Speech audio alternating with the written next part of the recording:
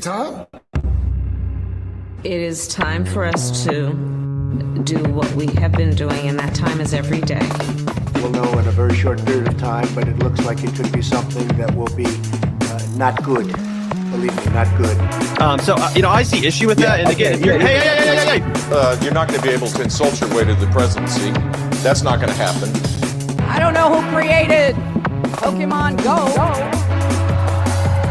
but I'm trying to figure out how we get them to have Pokemon go to the polls. I'm Ted Cruz, and my pronoun is kiss my ass. So when you think about it, there is great significance to the passage of time in terms of what we need to do to lay these wires, what we need to do to create these jobs.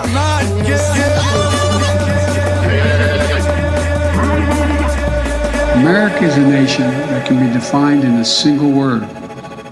I was going to foot. Not good. Believe me, not good.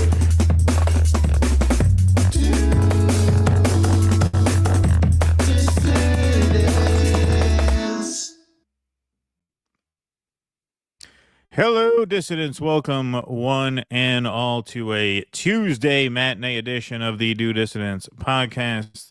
Keaton Weiss here with Russell Dobula. Just got to unmute your microphone over there. Hello.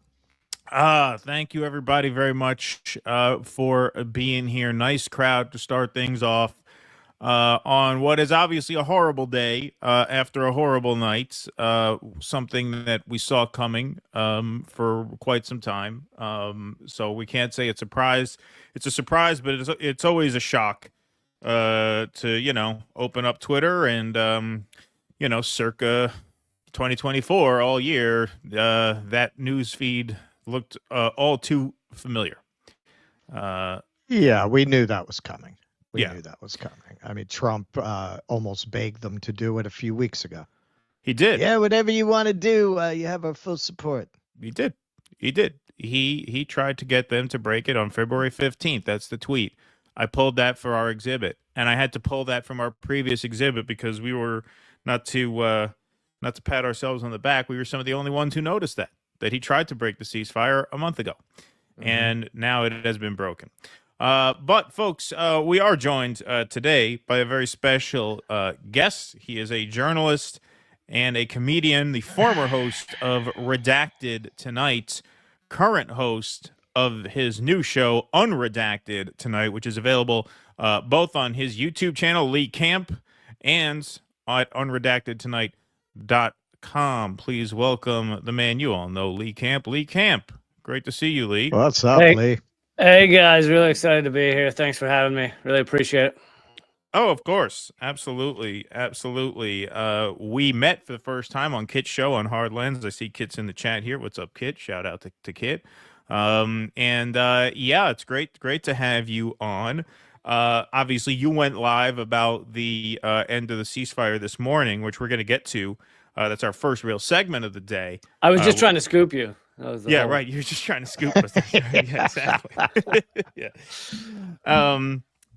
So we are, of course, going to get to that in a few minutes. But you do have this new show of yours, Unredacted Tonight. I remember watching your show on RT, so I've been following you for a while. Yeah. Yeah, you were definitely one of those shows, I think, for a lot of us who went into the Sanders campaign Democrats who kind of went down the rabbit hole and came out the other side radicalized.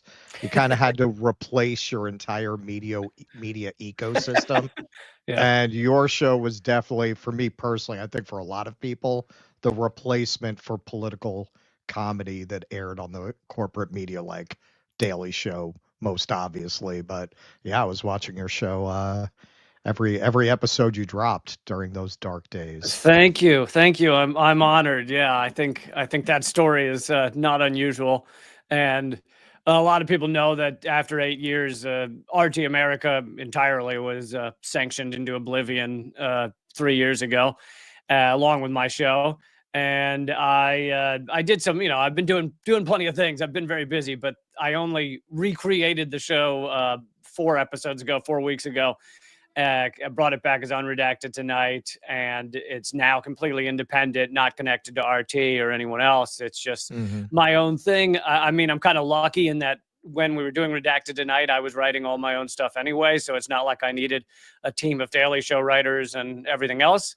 But yeah, just brought it back, and very excited about it. But it definitely feels like weird times.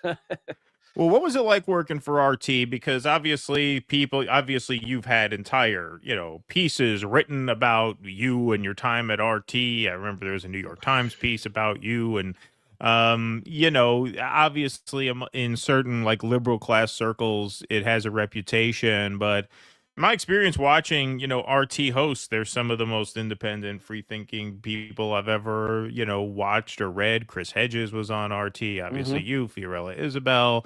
What was it like working there? What kind of freedoms did you have there to say what you wanted? Yeah, I mean, so completely free in terms of my regard. I was in kind of my own little world because I was doing comedy. I think Chris Hedges was in his own little world because he was already so well known before he came there. They basically just let him go do his thing. And I was really in a different world. I mean, I never was told to say anything. I was never told not to say anything.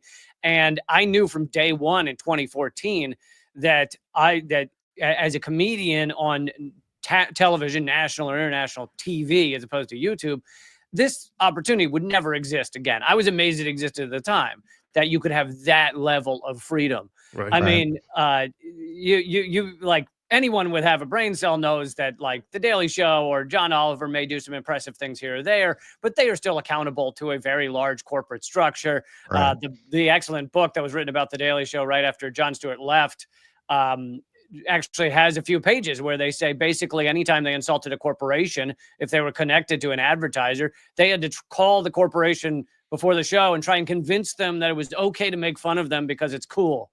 So it's like, that's the level of approval you needed. And it's ironical deconstruction. Yeah, it's fun for us to trash Walmart. So, and I never faced anything like that. And sure enough, it got eventually crushed by the U.S. government. RT America did. And I will never have a show like that on U.S. television. I am certain of it.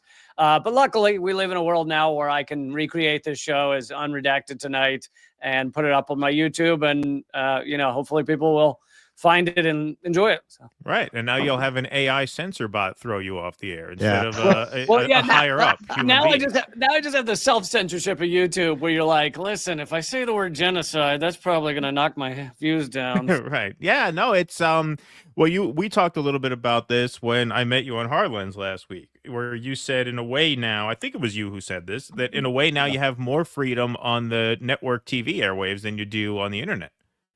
Well, on certain airwaves, yeah, because it's like most of the shows I know, a lot of the bigger ones, they won't say curse words because YouTube has said they don't like that or the algorithm doesn't like that.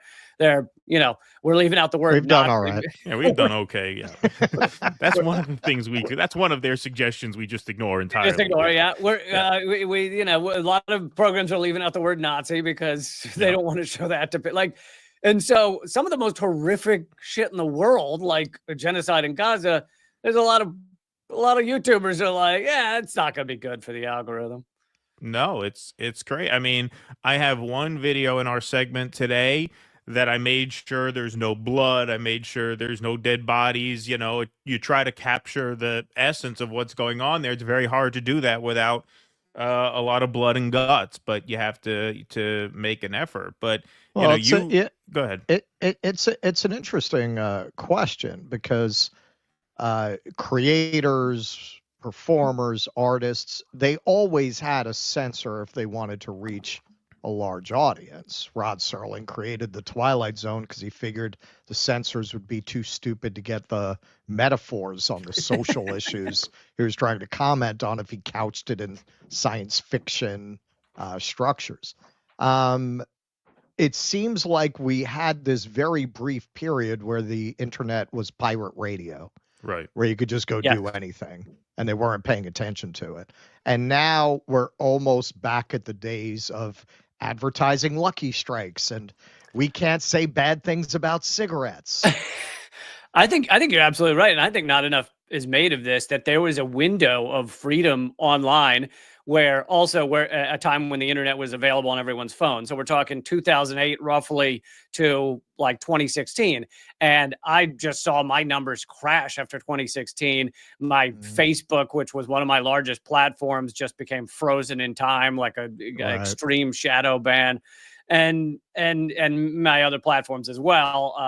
Now, of course, I've had YouTube channels banned. I was banned on TikTok after just 2 months of covering Gaza with no right to appeal. So it's the censorship has become immense. And you compare that to this brief window. And during that window, we saw a lot of the largest protest movements. It doesn't mean they were all successful, but the largest protest movements in some ways the world had ever seen. I mean, Occupy is a global protest movement, and Black Lives Matter started during that time. And, the Bernie movement was during stuff. the Bernie movement began during that time. And so I think, I don't think it's obvious that the ruling elite realized this needed to be reined in extremely. Right. Yeah, and it seemed like Trump was really the turning point. It seemed like when Trump was elected, that's when a lot of centers of media power decided, well, yeah, it looks like Trump really used social media to get elected, so we better censor what people say on social media. I think that was a huge tipping point. I don't think it would have happened had that election gone the other way, because they would have figured, well, this is containable. It would have happened eventually. Like, that whole center was never going to hold. That was the general thesis of the Bernie movement, which is that the liberal center is not going to hold. We're either going to go socialist or fascist, and spoilers, look where we are 10 years later. But it was pretty obvious that it was going to go that way eventually. But I think the real tipping point at least on the sort of elite side was the election of Trump, which they blamed in large part on a free and open internet. Yeah, I think you're right. And what's funny about that is at the same time, they were giving him immense amounts of media coverage, good or bad, because he has lived his whole life on like bad coverage is better than no coverage. Right. And so I remember the numbers from right after that first campaign, the 2016 campaign, was that he got 16 times as much coverage as Bernie Sanders when Bernie was in the race. And he got 10 times as much coverage as Hillary Clinton up to the end. And so it's like, so on one hand, it's like social media was important for him. Also, he was getting 10 times the coverage of any other candidate. Yeah. Yeah. Well, do you think we're in a moment that's kind of analogous to when Lenny Bruce was playing small clubs? Because you look at what you're doing. If you've ever seen Max Blumenthal stand up, it's actually very good. And what strikes me watching that is, I think very much like a lot of Lenny Bruce's audience probably felt at the time, there was a disconnect between the kind of Shecky Green stuff that was on TV and where the culture actually was. But there was no way they were going to let that act go on TV. But in 10 years, that act was on TV. Carlin was on TV. Original Saturday Night Live was on TV. Do you think there's going to be a breakthrough moment? Because it's so clear that what you're doing and whatever the hell the Daily Show is now is doing, you're much more in tune with where the culture is than anything that you can find in those outlets today. Do you mean breakthrough in terms of is this type of stuff going to get onto television? Basically, yeah. Is it eventually going to be incorporated into the mainstream of the culture or the corporate platforms in the way that, in the early 60s, it would have been inconceivable that they were going to put somebody like George Carlin on TV. But eventually that shift happened. So I actually think it's the reverse, right? Because I was on television, and they realized I was on television because of a loophole, and they banned and obliterated all of it. And the YouTube was banned, still is banned around the world, and thousands of videos digitally burned. And so similar happened with Lenny Bruce and George Carlin and some others, where Lenny Bruce got famous for kind of more friendly, more polite comedy. Then once he was hugely famous, it very much became anti-state, anti-police, anti-church, really going after the police and the church were the biggest things. They then started chasing him around the country, arresting him on stage, threatening venues with taking their liquor licenses if he performed. That it kind of destroyed his life. He was fighting multiple court battles. He couldn't make the money because he couldn't perform in most places. And ultimately he OD'd, but really they chased him to his death. With George Carlin, he got lucky, and though his trial of the 7 dirty words did go all the way to Supreme Court, but he got lucky in that HBO had just kind of shown up on the map. They gave him the freedom to do whatever the hell he wanted. And he was in this kind of very tiny window of just essentially true freedom for stand-up. But it doesn't exist on television that much. However, you have a bunch of right-wing comedians or across this country who are like, we can't say anything anymore. And it's like on a stage, maybe not on television, but on a stage, you can say whatever you want. It's just some people might get offended. And people have a right to get offended. People might get offended because I'm left-wing. Like, I don't... These, people running around saying Chappelle and Joe Rogan are the most censored comedians. It's like they have the largest audiences and contracts in the world. How are they censored? Yeah, no, I mean, I always felt that, I always thought that was a bit overblown. There are certain things I can't say. I mean, there is it is, a censorious culture in a lot of ways, especially the last 5-6 years or so, and the internet has gotten a lot harder, and that is really, I mean, what you're saying on a comedy club on a stage, I mean, that's the beauty of live performance, is that it's kind of undocumented. That, Russ and I come out of live theater backgrounds. It's one of the reasons I love theater. There's so many things you could say in a play that you can't say in a movie. Right, because when something is documented on film, it goes in theaters and then it goes on TV. It becomes a part of the permanent culture. Whereas a play runs and then it goes away, and so there's that freedom there. Where you find a lot of like theatrical dialogue is just much more hard hitting than you would see on a movie screen, and so that's the beauty of the live space. But in terms of everywhere else, I think it's getting harder. I think we're going backwards. Yeah, I mean, in many ways, I think that's true. Luckily, I can still put my stuff on YouTube. Right. They might not show it to anyone, but I still am able. I put my stuff on all the platforms, and most of them are semi-shadow banned. But it's better than Lenny Bruce's situation, where literally he couldn't get in front of anyone. Like he was running around the country being arrested. So. Yeah, and when you see, sorry, Russell, to cut you off, but one more just on this. I think I see a lot of very anti-PC comedy nowadays. Like that seems to be kind of thriving. To me, the ones who make the most noise about how censored they are the ones who are past their prime and just not funny anymore. I mean, you have Bill Maher complaining that the college kids don't laugh at his jokes. I mean, I don't laugh. I'm a college dropout. I never liked the college scene. I don't like college kids generally. I don't laugh at your jokes either. Like that's not them. That's because you suck. If he would turn Columbia into a barn. Right. Yeah. Jerry Seinfeld too. I mean, all these comics who bitch about, like, it's such a small dick thing to do, is to bitch as a comedian that people aren't laughing at your jokes. Well, I saw about blaming the customer. I saw someone put 2 Seinfeld clips next to each other. One was from like 5 years ago, where he goes, "Oh, all these comedians whining about you can't say things. Isn't that what we do? We find ways to say the things we can't." Like, comedians have always been about figuring out what they can get away with. He's like, it's your job, just do it. Then 5 years later, he's like, you can't say anything anymore. People are offended. They don't think Pop-Tart jokes are funny anymore. What's with that? People used to find cereal funny in my day. What happened? He's really just frustrated that after years of having zero political statements at all, like he literally is like, and look, I got into comedy partially because of him, and now I'm taking a 180 on my view of him. But it like zero political content at all, and he loved it. He loves not saying anything about the world, but he decides to weigh in on the fact that we should all support genocide. Right. Yeah, exactly. Yeah. Yes. Do you, because you're kind of a fusion between this kind of politics podcast space, but you're also coming out of the comedy world, which is a branch of the arts, and you're obviously very knowledgeable about it. We often lament that so much of that world has gone lib. Jimmy Dore talks about that a lot.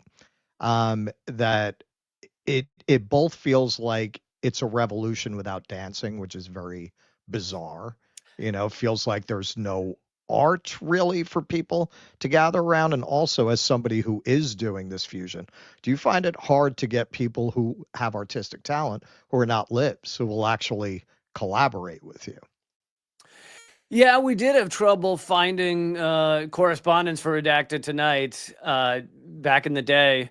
I luckily found John F. O'Donnell pretty early on, and he was a mainstay for many years. But we had a rotating, someone would come and do it for like a year and then they'd leave, and finding a new comedian who was, for one thing, capable of writing 10 new minutes a week, but on top of that, capable of not just regurgitating kind of CNN talking points and Exactly. being what I view as further left than CNN and MSNBC. It was kind of a hassle to find those comedians. Sadly, there were not a lot of them. When I was getting more into this, my stuff became more political. I was before Occupy, and then Occupy people started to know my name more and stuff. It's like I kept thinking I was going to be mobbed by other people doing the same type of thing as me, and it really hasn't happened. There just aren't that many. I guess it's maybe in a certain way better for my career, but it's terrible for the world. Yeah, it's something that has been very depressing. We want to do a theater festival because we both come out of theater. I did a call for submissions. I've got a few hundred I have to get through, but in the first 50, I think 8 of them are about abortion bans. Like 8 of them. Really? And yes, and I'm not saying that's not an important issue. Right. But for the people who write plays now, the vast majority, at least from what I'm seeing, and I can't say this really surprises me, those are their only issues, because the only people and this is another thing. I think it's also partly that the cities where artists have tended to congregate became so expensive that to play in that game is just solely the province of elites at this point. Rent in New York, where I live, I think the average just hit a record, like $5,600 a month. Wow. Well, and so even who's paying that? And even beyond the cities, it's to have most of the people doing that it's not their main gig. It's not their full-time job. Right. So that the life has become so expensive, and it's so tough to get by in America that people don't have time for the side passion that is their true passion. Right. They don't have time to write scripts. They're working 3 jobs. They're driving Uber in the middle of the night and peeing in a bottle. When are they writing the script? Right. Well, and the people who have the leisure time are not going to write anything that is really of interest. Certainly, they have no class perspective because they don't have those kinds of material concerns. That's why I did a call for submission for political plays, and their idea of comedy is conservatives are stupid, and they're all troglodytes, and their idea of social issues I got a whole bunch about gun control. Right. I mean, I agree with the point of view, but there's other shit going on in the world besides these cultural, social issues that you can afford to have as your exclusive political concern. Yeah. And the other thing, and this goes for reporters on television, it goes for actors on television, it goes for comedians is you get to a certain point where you realize if you're going to keep saying things that are in some regard revolutionary, in some regard radical, like outside of the normal talking points of CNN, then you can achieve some success, but you're ultimately going to come up against a glass ceiling. And I was naive enough in my early days of comedy in my 20s to think that I could just be good enough at what I was doing. And if I was talking about real shit, it didn't matter if the crowd's laughing and I'm doing my job. But then I started to realize in my later 20s, like, oh, all these, networks, they would, they'd even though I was performing 3 times a night, every night in New York City, at all the clubs and doing great, it's like they would have you on once, like CNN would have me once and realize they're never doing that again. MSNBC would have me once and realize they're never doing that again. Comedy Central one time, never doing that again. It was a common theme. It was like, you're not fitting in the club, Yeah. Sorry, go ahead, Russell. Well, yeah, I think that's part of why we're not seeing an arts scene. I mean, going back to that Lenny Bruce thing, one of the things, I'm assuming you saw the movie with Dustin Hoffman, the Bob Fosse made about him. One of the things that was really interesting, having come out of the age of live performance that I did, is that back then, it didn't matter if you sucked and you were starting out, you got paid. Right. You got paid. So that like you see when he's starting out, they're paying him like $5 a night or whatever. This idea of like door splits and you got to bring 20 friends and all of that, like that did not exist.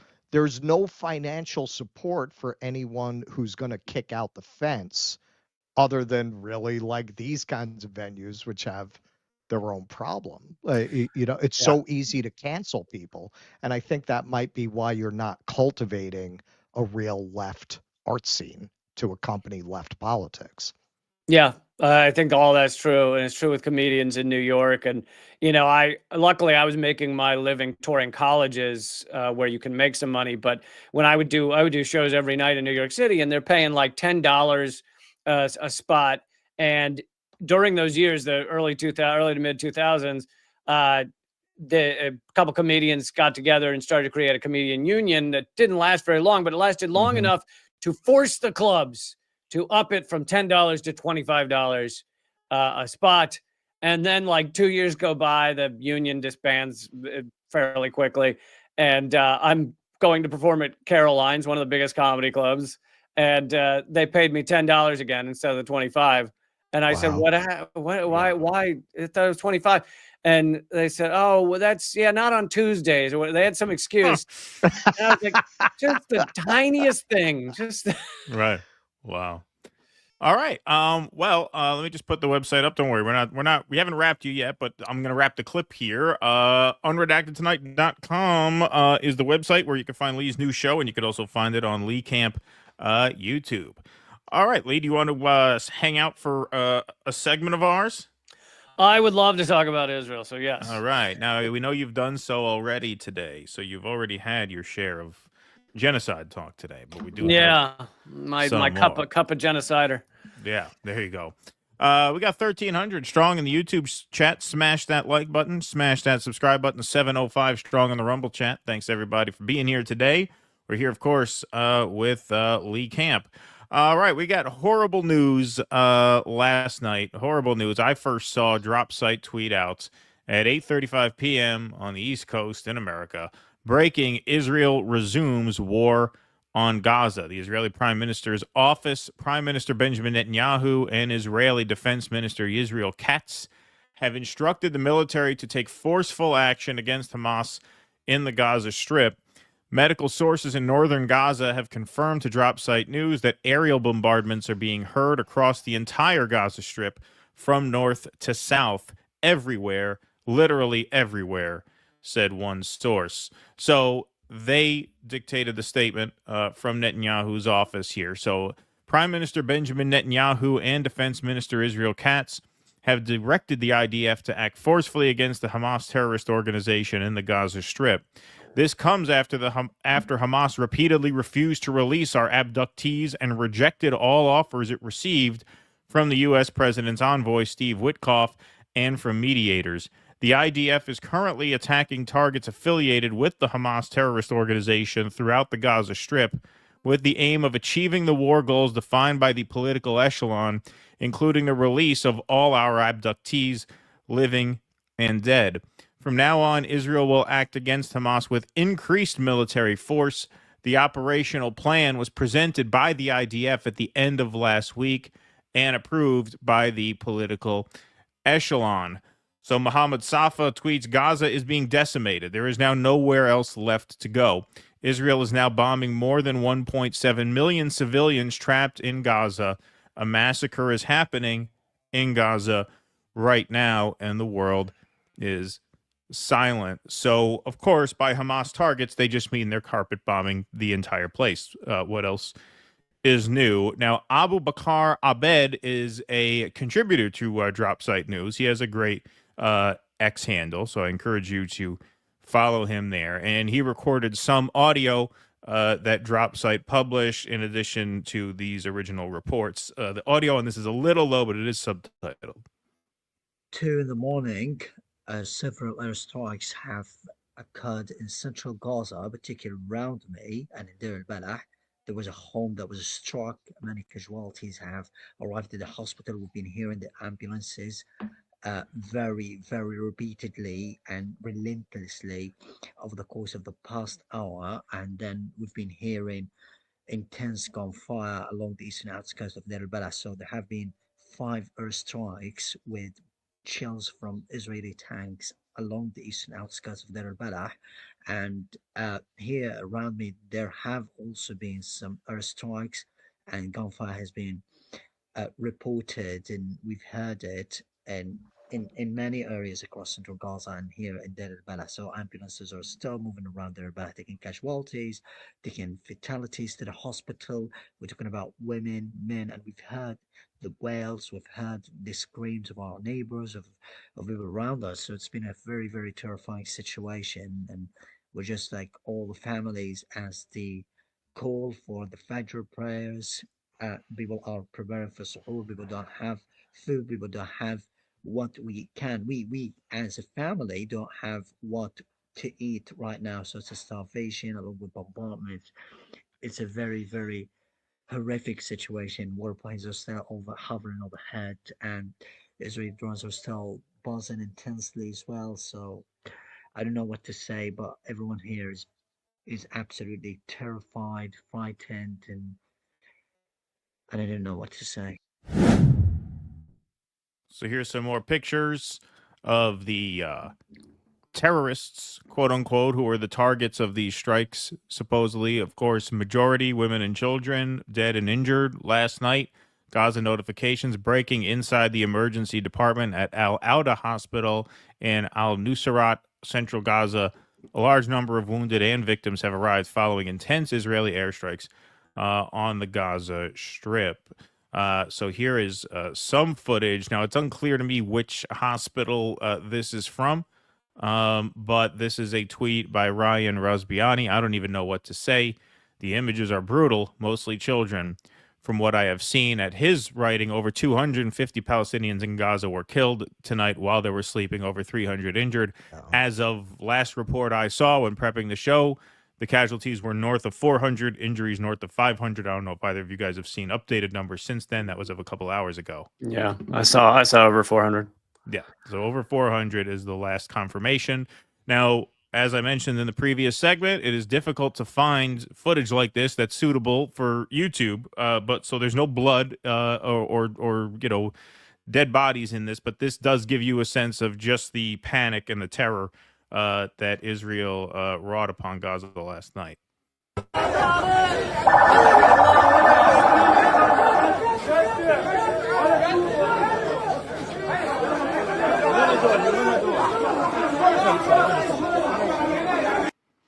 Okay, and now we're going to hear from Feroz Sidhwa. He was one of the authors of that report that came out in the New York Times that a lot of the Zionists tried to debunk when he and Dr. Perlmutter found bullets in children's heads and said that there was evidence that children had been killed, targeted with gunshots by the IDF. So he has certainly made the rounds of late. He gave an interview to Sky News. He's back in Gaza now.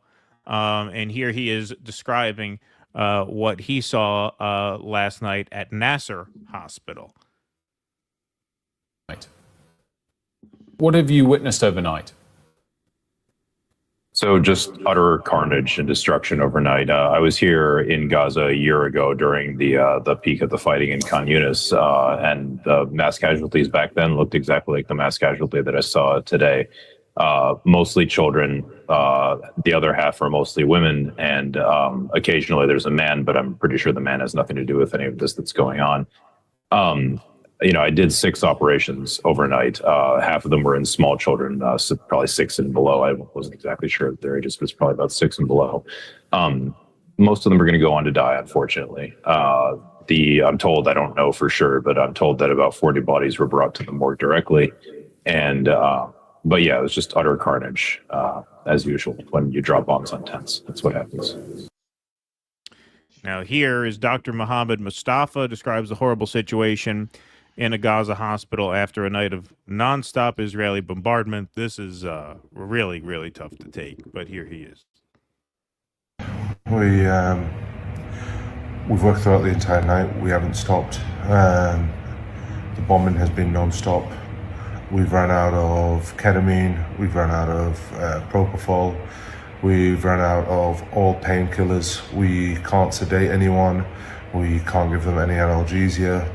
When we intubate people, they wake up and they're choking because we have no sedation. There are 7 girls getting their legs amputated, no anesthesia.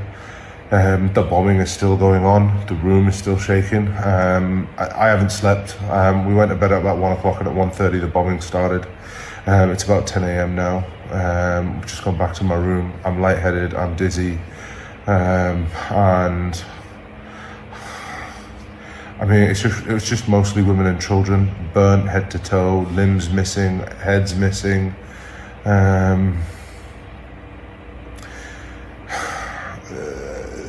There's a video I put up on my story of me doing a chest drain.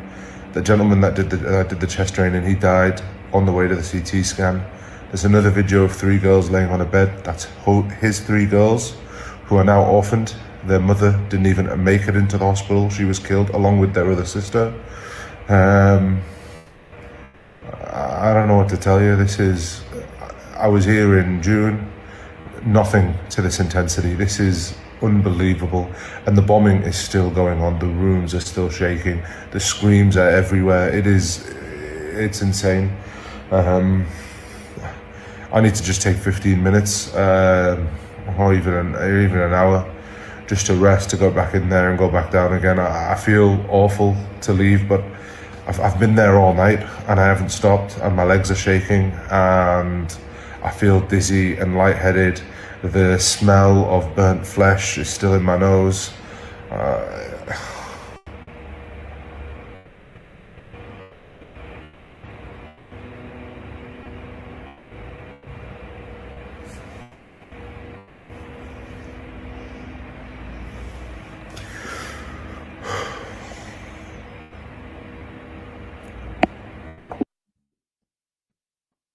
So thanks to Breakthrough News for that. Just obviously gutting piece of video. Absolutely gutting. We have more. We'll take a commentary break here just to react to some of that, because this was something that we sensed would happen for the past couple of months. As we'll see in a little bit, Netanyahu was very grateful for the fact that Trump in the original negotiated ceasefire emphasized, hey, this is only temporary. You can break it if you want.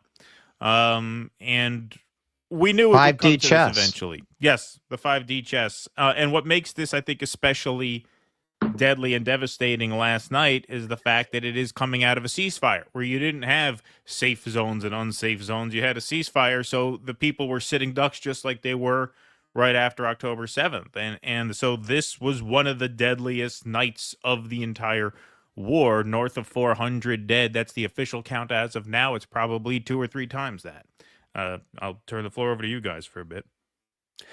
Yeah, it's utterly repulsive. And the way they cover this, if you look at mainstream media, they say, oh, the war has restarted or something. No, this is just straight up genocide. It's just a bombing of a civilian population, murdering people just endlessly, which before the ceasefire we saw on a daily basis.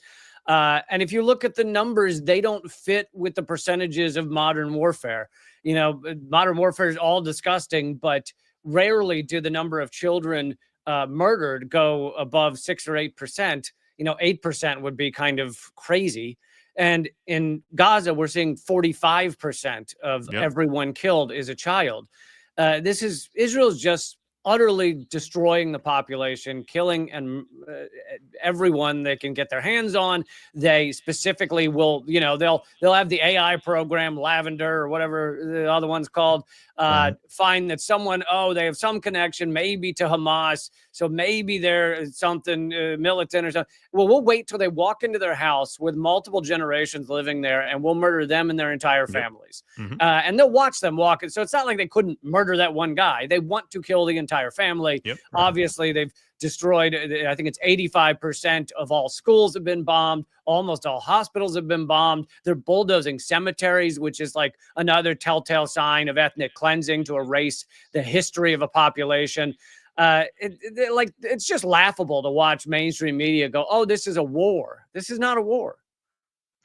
Yeah, this is a case where they're really able to take the mask off the ugly reality of our foreign policy, because the claims that they're protecting a class of people from discrimination, that they're preventing another Holocaust, that they're fighting against anti-Semitism. They're committing a Holocaust, but it's allowing the West to go to an extreme that generally they will try, at least in terms of the optics, to cover up what they're doing, even when they are backing like the genocidal campaign of Saudi Arabia to Yemen. They didn't stand up and brag about arming Saudi Arabia, but this pretense that they're fighting Nazis when really they're supporting Nazis. They need that to just take the mask off this way. I mean, I've never seen anything like it. I've never seen America or Western powers. They've been responsible for things like this, but never so openly as this. Yeah, and the only difference between the Biden administration and Trump is in the Biden administration, they were funding and arming and perpetrating this genocide, but they would stand in front of the podium and say, oh, Israel's trying to protect civilian lives or whatever garbage. And Trump walked into the Oval Office and announced he wanted to finish the ethnic cleansing of Gaza. We're going to take it over, get rid of all the Palestinians, and then it'll be lovely. It'll be wonderful. So maybe he's the first to announce ethnic cleansing as a program in the Oval Office. But other than that, it's really no difference. And, I know it matters to some people. We've seen all these ridiculous claims of anti-Semitism to anyone who dare criticize Israel and their genocide. I'm Jewish, and there's a lot of anti-Zionist Jews in this world. There are actually more Zionist Christians in America than there are Jews in the world. So this idea that all Jews support Israel and Israel represents all Jews, it's just garbage. It's garbage propaganda. And Israel continues to try and push all of that to allow for this genocide. And it's just so much aggressive falsehood pumped out of Israel just on a daily basis. I mean, even I just did a segment on Unredacted tonight about October 7th and the number of people that the IDF killed on October 7th is hundreds and hundreds. And I know that's an old story now. It's been around for months. But what happened more recently, just a few weeks ago, is Yoav Gallant, the defense minister, who's also a war criminal, who was the defense minister on October 7th, has admitted that the Hannibal Directive was used widely and that the IDF was told to kill Israelis. So every time you hear Israel go 1,200 Israelis, or our mainstream media, 1,200 Israelis killed by Hamas on October 7th, no, that's how many Israelis were killed on October 7th. Many, hundreds of them by the IDF. The IDF blew up hundreds of cars. And then they tried to get, I remember, it's funny you mentioned the cars, because I remember that. Because when you saw that those cars were blown out like that, that couldn't have happened. I mean, then they buried them. Right. Then they buried them. Right. Guys in hang gliders couldn't destroy those cars like that. That had to be from the Israeli, what were they? Apache helicopters? Yeah. That's where that had to come from. Absolutely. All right. We're going to go on here. So Al Jazeera put out a report, at least 404 killed as Israel unleashes strikes on Gaza. Breaking ceasefire. At least 404 Palestinians have been killed and 562 wounded as Israel launched a massive assault on Gaza, shattering the fragile 2-month-old ceasefire with Hamas. Tuesday's attack took place across Gaza, including in Khan Yunis and Rafah in southern Gaza, Gaza City in the north, and central areas like Deir al-Balah. Many of those killed in the attacks were children, Gaza's Ministry of Health said. Palestinian Health Ministry said that 404 martyrs and 562 injuries arrived at Gaza Strip hospitals so far, adding that a number of victims are still under the rubble. Hamas, which governs Gaza, said it viewed Israel's attacks as a unilateral cancellation of the ceasefire that began on January 19th. Israel's Prime Minister Benjamin Netanyahu said he ordered the military to take strong action against Hamas over its refusal to release captives taken from Israel or agree to offers to extend the ceasefire. Israel will from now on act against Hamas with increasing military strength, the Prime Minister's office said in a statement. The Israeli military said on Telegram that it was conducting extensive strikes on terror targets belonging to Hamas. White House Press Secretary Carolyn Levitt said Israel had consulted with the United States President Donald Trump about the strikes. Here we go. Let's go right to this. This is what they're talking about here. Sorry, those were added out of order. So here's Carolyn Levitt on Sean Hannity's show last night. Administration and the White House were consulted by the Israelis on their attacks in Gaza tonight. And as President Trump has made it clear, Hamas, the Houthis, Iran, all those who seek to terrorize not just Israel, but also the United States of America will see a price to pay. All hell will break loose. And all of the terrorists in the Middle East, again, the Houthis, Hezbollah, Hamas, Iranian-backed terror proxies, and Iran themselves should take President Trump very seriously when he says he is not afraid to stand for law-abiding people. He is not afraid to stand up for the United States of America and our friend and our ally Israel. And we know that these successful defensive strikes that took place over the weekend against the Houthis in the Red Sea were indeed successful. We took out some of their leaders, and the Defense Department is set to continue with this campaign if the Houthis continue with their retaliatory measures. The president is going to stand for the navigation, freedom of navigation of our seas, which is a very basic principle that unfortunately the previous administration refused to stand for, and that's why we are in this mess in the Middle East in the first place. President Trump inherited a lot of problems, Sean, because of the incompetence and the weakness of the Biden-Harris administration, but he is focused on fixing them, and our allies and our adversaries better take him seriously.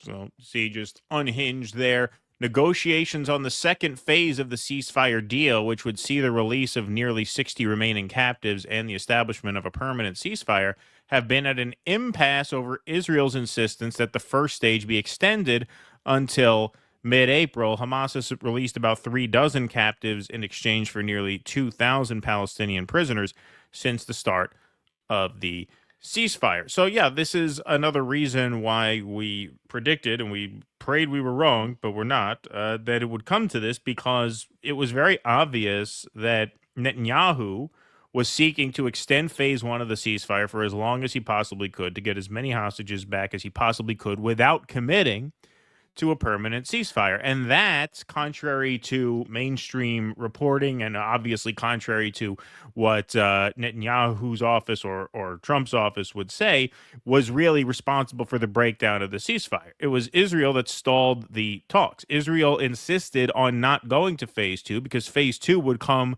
with firm commitments to permanently cease fighting, and they did not want that. They simply wanted their hostages back, and hey, trust that we won't hurt you anyway. Well, I mean, that's a joke.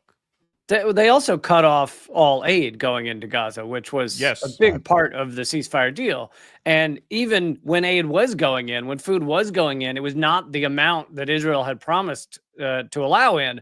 So really at no point during this ceasefire was Israel fully abiding by all the stipulations, which had been carefully hammered out. They were still killing people too. You heard sporadic reports of from the gunshot beginning. victim here and there. Yeah, exactly. Yeah, and shooting children apparently. Yep. But so yeah, and then they cut off all aid like entirely. So that's why Hamas, I mean, one of the other reasons Hamas said we're not releasing any more captives is you have cut off all the aid, which was a key point of the ceasefire. But of course, Israel cut off the aid because Netanyahu wanted to go back to this, to just obliterating people. Yep. So let's just take a little bit of a look back here as to why this was not so unpredictable. So this is a flashback. Hotspot posted this morning. This is back in January. So this initial video was posted January 15th, right when news broke that a ceasefire had been negotiated. So here's Netanyahu speaking through a translator, basically announcing that, hey, we have assurances from Trump that this is only temporary. Trump was completely committed to the release of the hostages. We spoke on Wednesday. He congratulated me on the agreement, and he emphasized, and rightly so, that the first stage is a temporary ceasefire. This is what he said, a temporary ceasefire. Towards the next stages of the agreement, we are holding on to some significant assets so that we can bring back all of the hostages, and in order to accomplish all the goals of the war. Both President Trump and President Biden have provided full backing to Israel's right to resume fighting, to resume combat, if Israel reaches the conclusion that the negotiations over the second stage are pointless. I truly appreciate that. I also appreciate the decision of President Trump to lift all the remaining restrictions on the providing of essential munitions and weapons to the state of Israel. If we need to resume combat, we will do so in new ways, and we will do so with tremendous force. So there you have it. That was in mid-January. And then, of course, in mid-February, a month after that, this was something that we think did not get enough attention. But you remember when Donald Trump tried to change the deal, he said, if all hostages aren't back by Saturday at noon, I'm going to encourage Israel to just break the ceasefire and go in, guns blazing, gates of hell. And so he tweets this out. Hamas has just released 3 hostages from Gaza, including an American citizen. They seem to be in good shape. This differs from their statement last week that they would not release any hostages. Israel will now have to decide what they will do about the 12 o'clock today deadline imposed on the release of all hostages. The United States will back the decision they make. Now, that was posted 7:17 a.m. Eastern Time in the United States, which is, of course, after 12 p.m. in Israel. So that was Donald Trump nudging Israel to break the ceasefire and to do what they did last night back in mid-February. So the idea that Donald Trump was ever serious about securing a permanent peace is laughable. He encouraged them to do this a month ago. Netanyahu made very, very public that Donald Trump had given him assurances that they could essentially break this whenever they wanted back when they agreed to it a month before that tweet. And so the writing was on the wall here since this ceasefire was originally formalized. Yeah, I think he just wanted to. I think Trump just wanted the ceasefire to show like how powerful he was. Right as he became president, he's able to change things that Biden seemed completely incompetent to change. But Trump made it quite clear he didn't care about the Palestinian people. He wanted to complete the ethnic cleansing. He announced it in the Oval Office with Netanyahu smirking next to him. And yeah, so it was quite clear that Trump was not actually going to be any kind of defender of the Palestinian people. And I noticed the word hostages there in his tweet. I assume you guys have probably talked about in the past how Israelis in Gaza are called hostages and the Palestinians are called prisoners. Prisoners, yes, right.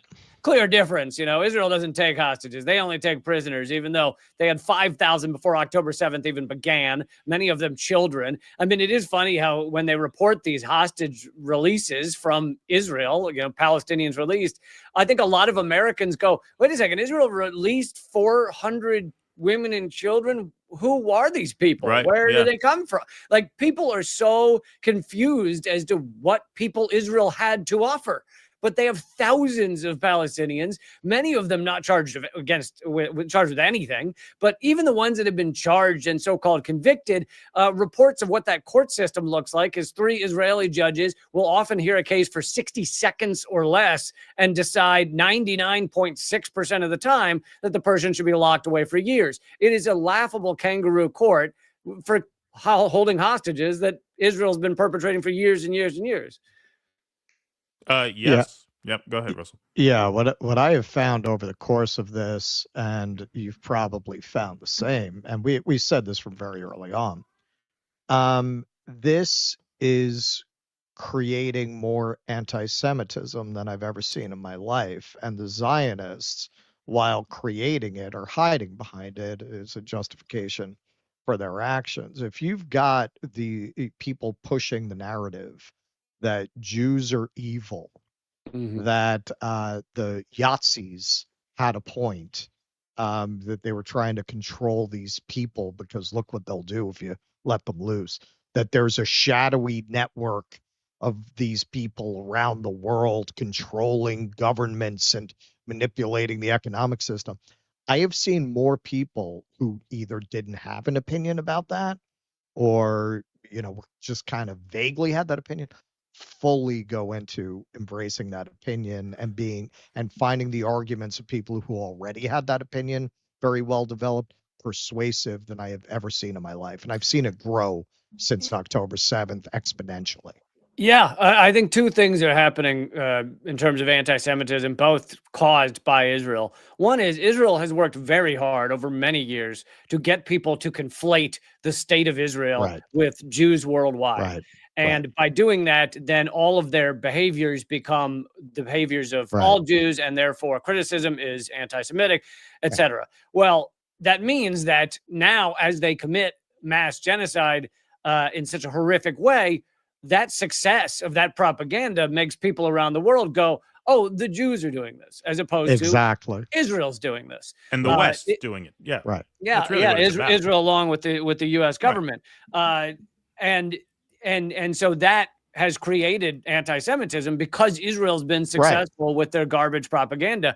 Then the second thing that has gone on is they have greatly diluted what the term anti-Semitism means. When Israel and our U.S. propaganda and so many others point at anyone who's critical of a genocide and say you're anti-Semitic, or a protest against genocide is an anti-Semitic protest, then the people who are less informed have no idea what the term means anymore. It begins to mean essentially nothing.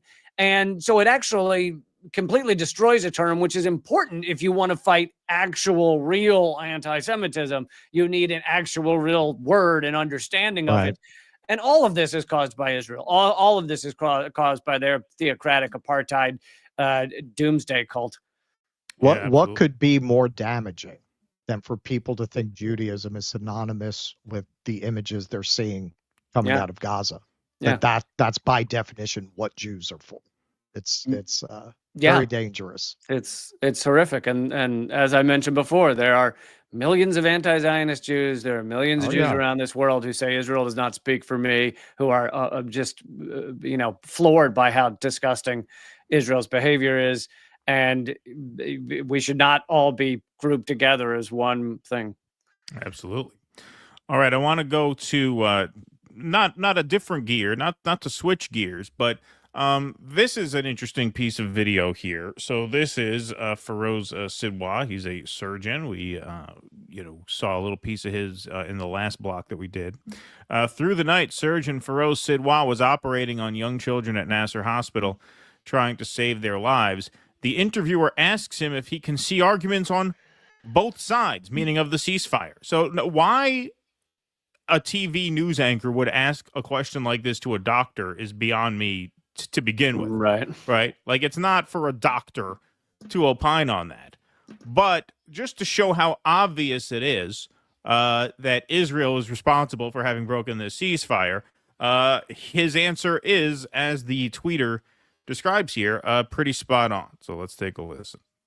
Minister's office, Benjamin Netanyahu's office, said that this act overnight was due in part to Hamas's, quote, repeated refusal to release our hostages. What view do you have when you witness the response that yields that towards both sides in this? Can you see arguments on both sides or not? Well, I actually also want the hostages released. And I think if Benjamin Netanyahu wanted the hostages released, he would have just continued with the hostage deal, which is what the hostage families have been begging him to do. The ceasefire between Hamas and Israel it's explicit. It was published in the Times of Israel and in other places. It's very clear. There was to be a 40-something, I forget, maybe 42-day phase one, and then phase two was supposed to start. The Israelis have not participated meaningfully in the negotiations over phase two. And instead, they've said they want to extend phase one, which just means Hamas will release all of the hostages and get nothing in return. Of course, they're not going to agree to that. It's ridiculous. I'm a doctor. I don't want people taken hostage. And I don't want babies killed like happened today. But that's not how anything works. If the Israelis want their hostages back, I shouldn't say the Israelis. If Benjamin Netanyahu's government wants their hostages back, they know exactly how to get them back. It's to continue the deal that would have brought them back. And this is the exact opposite of that. Starving everyone in Gaza means you're starving the hostages too. That's not complicated.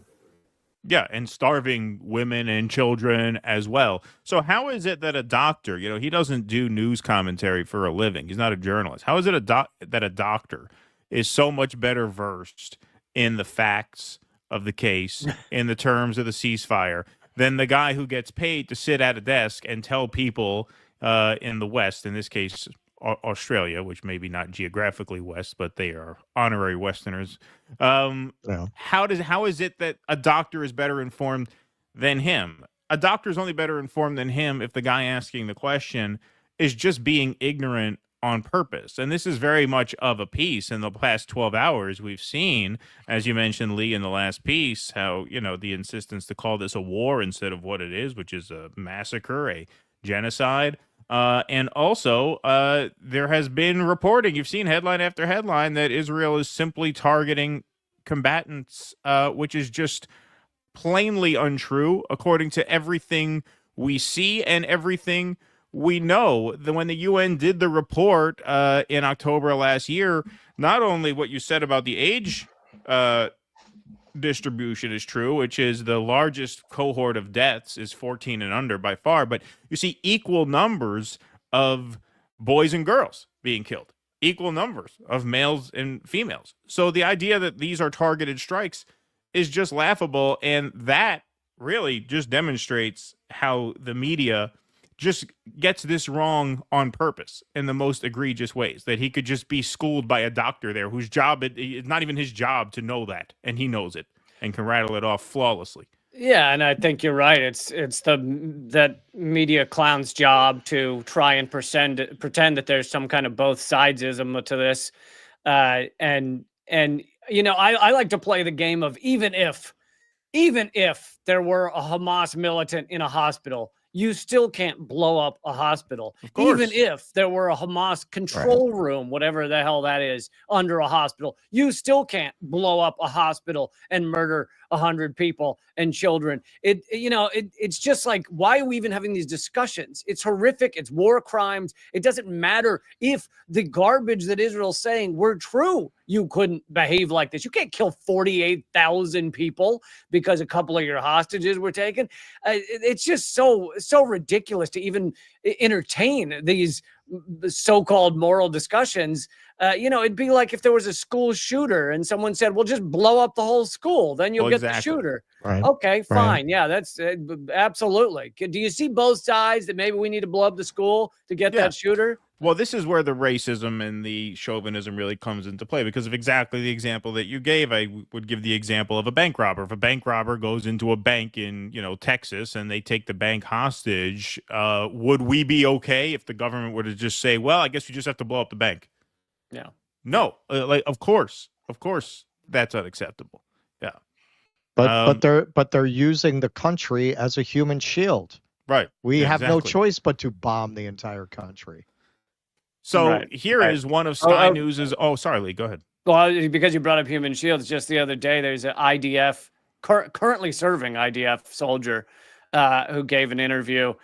And he said, even though he clearly endorses a lot of what Israel's done, he said that it is systematic, like standard operating procedure for these units of the IDF to use human shields.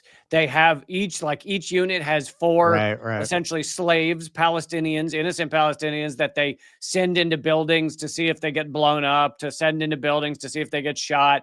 They, we've seen images of them driving around with someone tied to the front of their vans or trucks, but it's not some rogue soldier doing this. I mean, it may be some of the time, but this is like a plan. Israel uses human shields literally, whereas this argument about Hamas using human shields is generally ridiculous. But Israel, it's part of how they operate, and this is coming from an IDF soldier currently serving. Yep. Well, it's one of the most horrific examples in history of what people are capable of if you completely dehumanize the enemy. Yeah, they've been completely brainwashed to believe they're fighting the Nazis. What's not justified when you're fighting Nazis? Yeah. Yep. Absolutely. Now, I just want to show this piece of video because this is also from Sky News. So here's one of their own reporters basically echoing what the surgeon just said. Now, I don't know if this was before or after that interview, but here he is putting it pretty plainly. So, both sides have been saying they want to continue the ceasefire, but Hamas say they want to continue the ceasefire along the terms that were originally agreed upon back in January, and that is now a move into phase 2 of the ceasefire. Now, a move into phase 2 would see a full Israeli withdrawal from Gaza, an official end to the fighting, and the end of Hamas rule. Israel was not prepared to do that. Okay, so there you go. In plain English, on your own network, from a nice white man said it to you there, right? A nice, a real Western source of information there. Yeah. Very plain. It's very plain. And this is why it was foreseeable that this would happen, because there was clearly never a good faith effort on Israel's part to get to phase 2. And as for the hostage exchanges, even before this ceasefire was negotiated in January, there had already been multiple full hostage exchanges on the table that Israel turned down. And I think a big part of why they turned them down is because Netanyahu needs to keep this war going for his own reasons, which we'll get to in the next piece. But you guys have anything to add on that? Well, if you're going to cover it, I won't get into that aspect of it. I definitely think that plays a role as well. That little wag the dog. Little wag the dog. President. Absolutely. All right, so let's go right into that then. Okay, so Khaleesi tweets out here, the Gaza genocide is Netanyahu's only political lifeline. He is using Palestinian blood to avoid his day in court. Now, that is a headline from the Jerusalem Post. In light of renewed fighting in Gaza, PM Benjamin Netanyahu's Tuesday testimony has been canceled. Netanyahu will hold an emergency security cabinet meeting at 11 a.m. Now, that was just a brief sort of news bulletin on Jerusalem Post, but the Times of Israel actually had a more comprehensive article about this. So Netanyahu's testimony in graft trial canceled for the day amid shock Gaza offensive. So yes, the day, his next day in court is now canceled because of what he did. And we're supposed to believe that that timing is just a coincidence. No, this obviously has all the hallmarks of a wag the dog.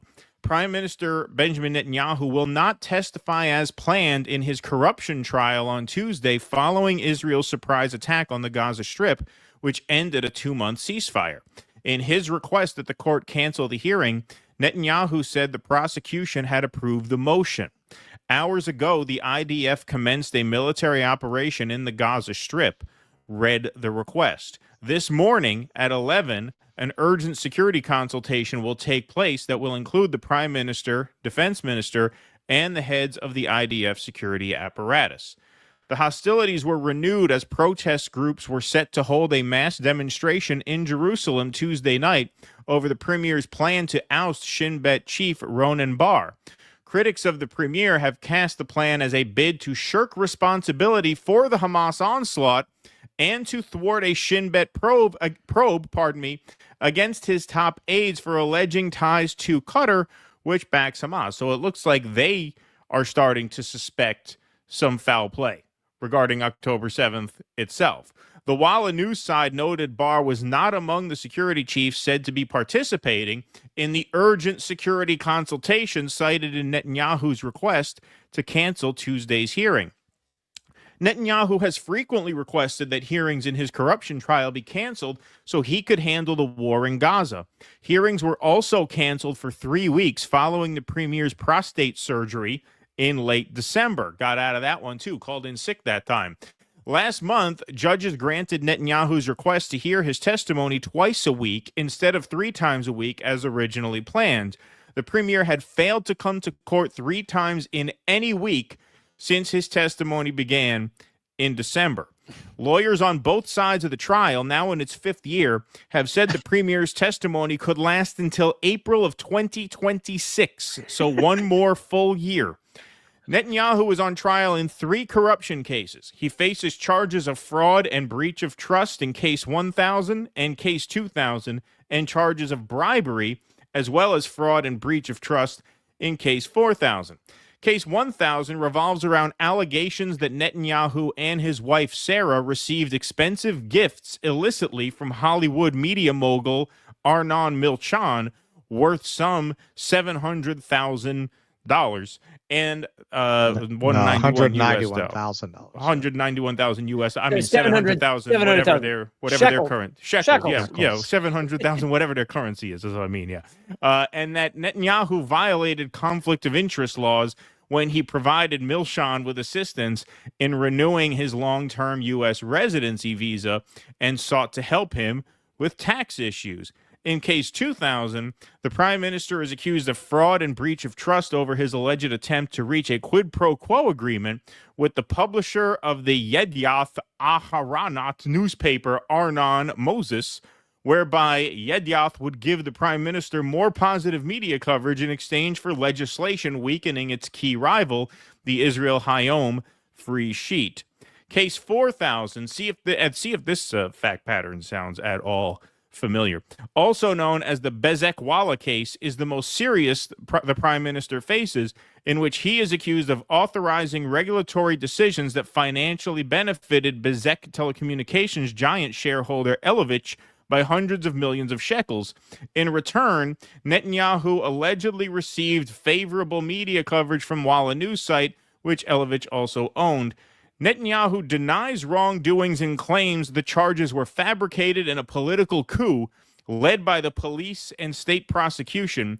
In his testimony, the premier has clashed with judges and railed against the media, which he says is biased against him. Well, he certainly has a brother in Donald Trump in that last respect. So, yeah, when you add all of this together, it looks like the timing of this was no coincidence at all. And this, like I said, just has all the hallmarks of a wag the dog operation. Yeah, I mean, it's clear he has to remain prime minister in order to not be put in prison for other reasons. And I always like to clarify, it's not because of his war crimes, as you just showed there. No, that's all good. There is no concern by the Knesset or even most Israeli people. I think it's like 90% support basically genocide in Gaza. They just want the people that are upset with him just want the hostages back. So they're upset that he hasn't allowed that to happen. But it is amazing how many Israelis continue to support this absolute disgusting genocide. But yeah, I mean, he's utterly corrupt in so many ways. I mean, it is hilarious. It shows how upside down our world is that, like, he can commit genocide on a daily basis, and the thing he's got a charge against him for is accepting $191,000 of gifts. You know, I would argue that 10 seconds in Gaza is a worse crime than everything he's being charged with. Yeah, and yet, even with these charges pending, more standing ovations than anyone in the history of Congress. Many of these people in Congress deeply concerned about impropriety and corruption in the Trump administration. Are there any like what's the last foreign leader to address Congress? Oh, Zelensky, but there aren't that many. Like, yeah, and he even did better than him. Netanyahu broke the record. Yeah, broke the record. That may have even been a record for everybody, not just a record for ovations of foreign leaders. It was a record for any like person Lincoln, to ever like speak more before than Congress. Anybody. Yes. Yeah, more than Barack Obama. I view better him than as, Lincoln. Better than Lincoln. Yeah, You did better than Abraham Lincoln. I view Netanyahu as better than Lincoln. Absolutely. Yeah. We lead with our values. We lead with our values. Yeah. So, it was obvious this was going to end at some point. It's obvious that Netanyahu, and this story kind of illustrates where Netanyahu's at, sort of between a rock and a hard place, because, these strikes he found necessary, just as he feels it necessary to keep the war going to save his own ass. On the other hand, he's also under tremendous pressure to get these hostages back home. And so it was always just, I think, a waiting game for him to see, okay, how many can I get back before I have to go back in? That's why he didn't take Trump's invitation to do it a month ago. He's figured I can get a couple dozen more. But let's also be clear, this is not the only reason he's genociding Gaza. Oh, no, of course not. There is plenty of evidence that the far-right wingers of the Israeli establishment have had their eye on quote-unquote greater Israel for a long time, stealing more land, stealing Gaza, stealing the West Bank, stealing land from Syria, which they're currently doing, land from Lebanon. They've had their eye on this greater Israel for a very long time. And so he's kind of trying to do both. He's achieving the ethnic cleansing they've long wanted, while also bombing at specific times to try and delay his corruption charges. Of course. Yeah. Well, frankly, given the history, it's surprising how many Jews don't understand. This was always a Christian Zionist project. This was originally the idea of sending the Jews back to Israel in order to protect Western interests. That was a British project. That was a French project. Long before it was a project of Jews. Most of the Jews, until after the Holocaust, thought it was a crackpot scheme to even do this. And why would they think that once they have achieved what would be the real Western ambition of conquering the surrounding regions, that these powers don't turn on them once they're no longer useful? Yeah, and a lot of people don't realize that evangelical Christians in the United States are the biggest donors to Israel, to Netanyahu's campaigns, to so many things in Israel, because many evangelicals, not all, but believe that the Jews worldwide need to be back in Israel in order for the end times to come about, at which time those Jews will burn in hell. So it is lovely to see the support of the evangelical Christians with Israel, hoping that they can get more Jews to burn in hell. Well, this is why a lot of people get confused, because they'll see anti-Semites for Israel. They can't be anti-Semitic. They're for Israel. That's completely consistent. The earliest Christian Zionists, that was the whole thing. It's a win-win. We can get these horrible Jews out of our countries and also have them act as our agents in that region. Right. Yeah. Exactly. Yeah. All right. Well, Lee Camp, we're going to let you go, but thank you so much for joining us today. You can go to unredactedtonight.com. Oh, I want you to also plug your partner, her art, her project that she's doing in support of artists in Gaza. Is that correct?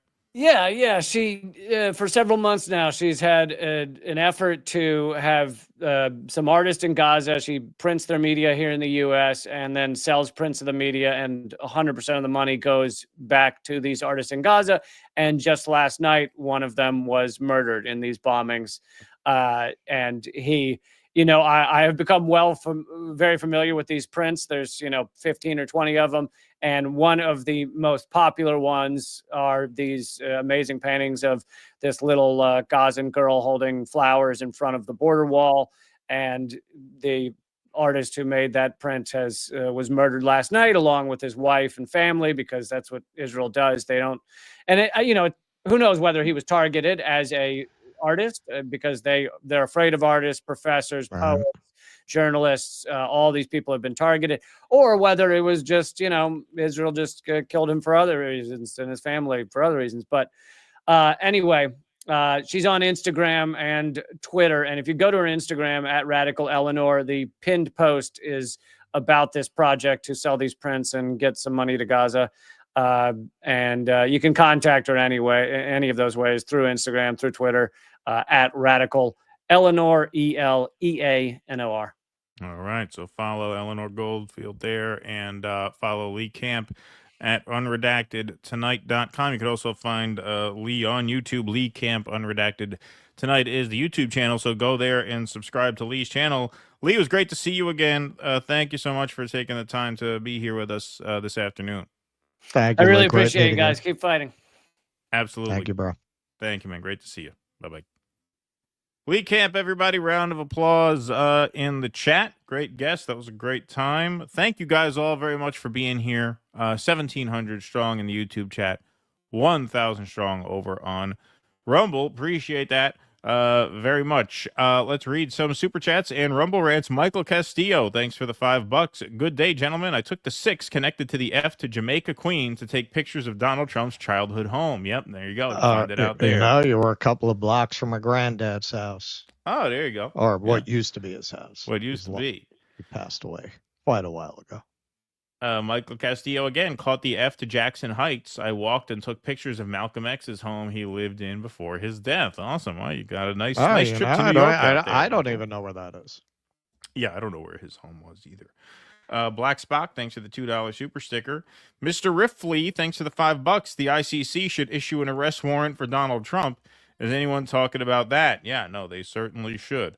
100%. Yeah, you are 100% right about that. Should have issued one for Biden as well. Landrew, thanks for the $100. Let's have a snap cowbell for Landrew. And you just reorganized our soundboard, right? So you got to find Landrew's sound drop. Yeah, but it's it's in the same. There you go. Place. All right. Well, thank you for that, Landrew. It's very kind of you. If only we had a group of nations united to stop genocide and war crimes. Free Palestine, absolutely. Thank you, Landrew. Landrew is dead. Yeah, I purged the ones we don't really use, and I moved the ones that have been stacking up at the bottom to their categories. Nice. All right, there you go. A little spring cleaning of the soundboard there. Brad Gilbert, thanks for the $2. Zionists misread MAGA. They attack Trump grifters. Sparky, thanks for the $10. Don't know if it would have made a difference, but did your boys Rubio and Waltz wait for Tulsi to go to India in order to get Trump to attack Yemen without her around to possibly advise against it? No, I don't think she'd have advised against it. Yeah, I don't think she's much of a barrier given what happened to her pick for deputy. Yeah, she folded like an end table with that deputy DNI pick. Goo81, look how Israel's now treating Eastern Europeans, mainly going after Ukrainians visiting Israel. Suck it, Ukraine emoji, general supporters. There you go. Thank you, Goo81. I found some interesting science news channels on YouTube, says Nocturnal Human. If anyone is interested, look for Sabine Hassenfelder and Anton Petrov. Black holes and shit to make you feel stupid. All right, well, there you go. Thank you, Nocturnal Human. You know who's doing banger after banger, More Perfect Union, man. They just did a great one about why so much money disappears into the Defense Department. A lot of it has to do with the way that the contracts are done. They get a certain amount of money allotted, and they're allowed to charge whatever they want pretty much on top for profit.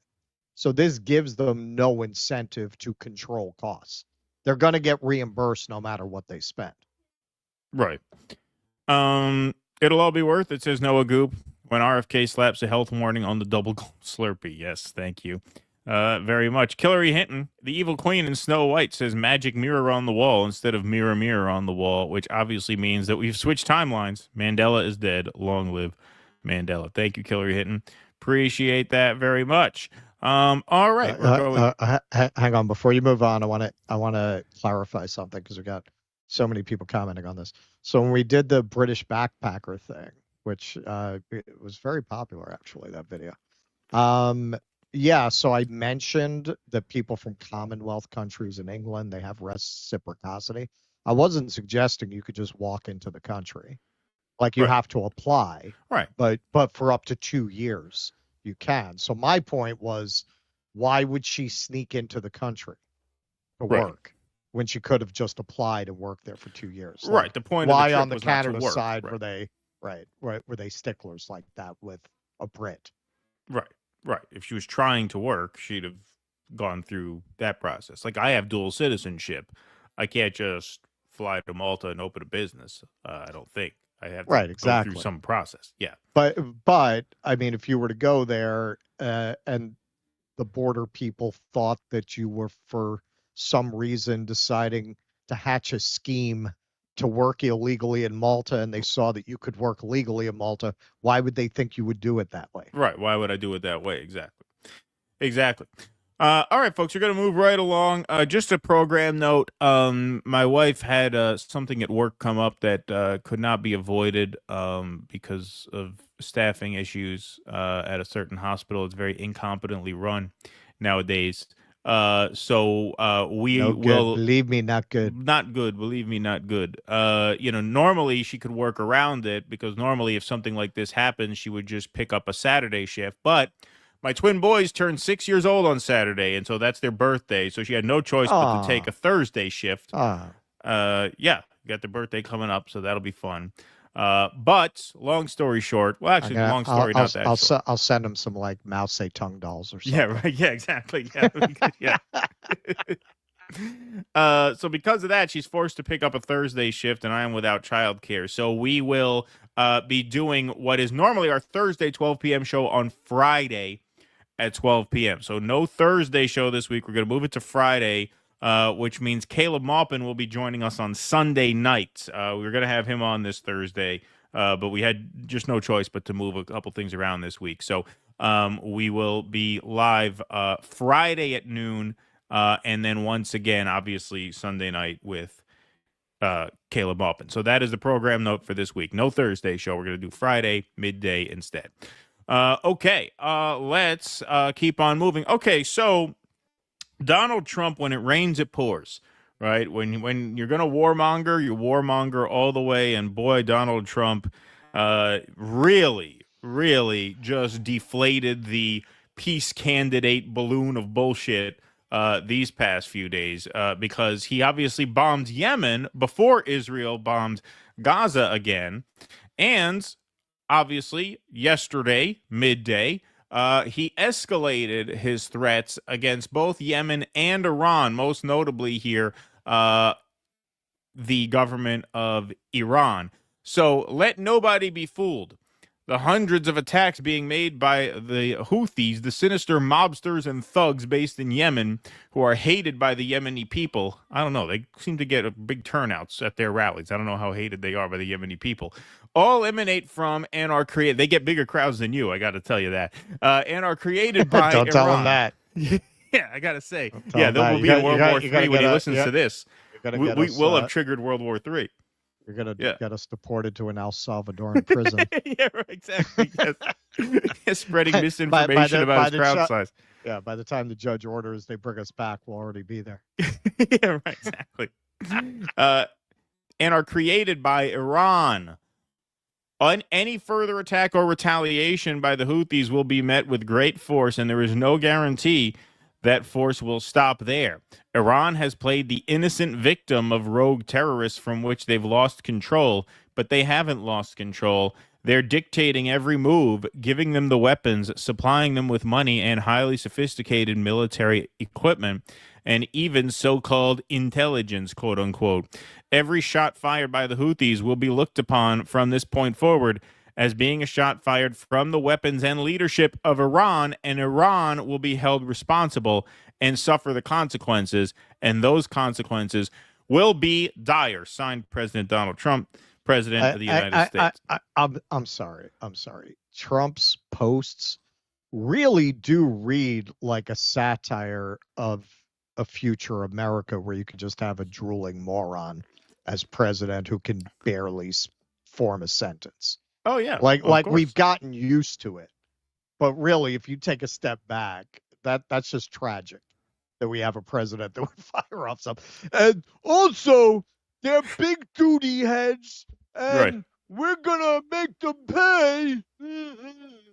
Yeah, absolutely. Unreal.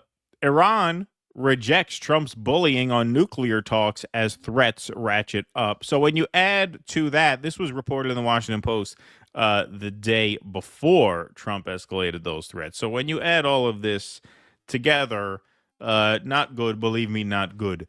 Days after a letter from President Donald Trump reached Iran's supreme leader, giving him a choice between negotiating a deal to end Iran's nuclear program or U.S. military action to destroy it, the two sides remain far apart on the conditions that would allow such a conversation, let alone an agreement.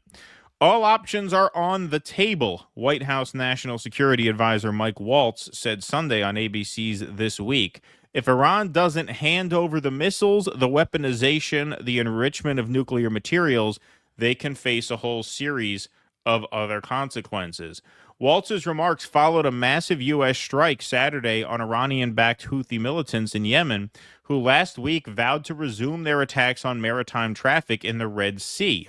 If Tehran doesn't end its support for them immediately, Trump said in a social media post, America will hold you fully accountable, and we won't be nice about it. That was before the post that I just read. The post I read came out the day after this article was printed. Iran quickly responded in kind. If threatened, Iran will give appropriate and crushing responses, says Major General Hussein Salami, commander of the Islamic Revolutionary Guard Corps. See, they recruited him from the Banana crime family, General Salami. Yeah, really, they've gone international.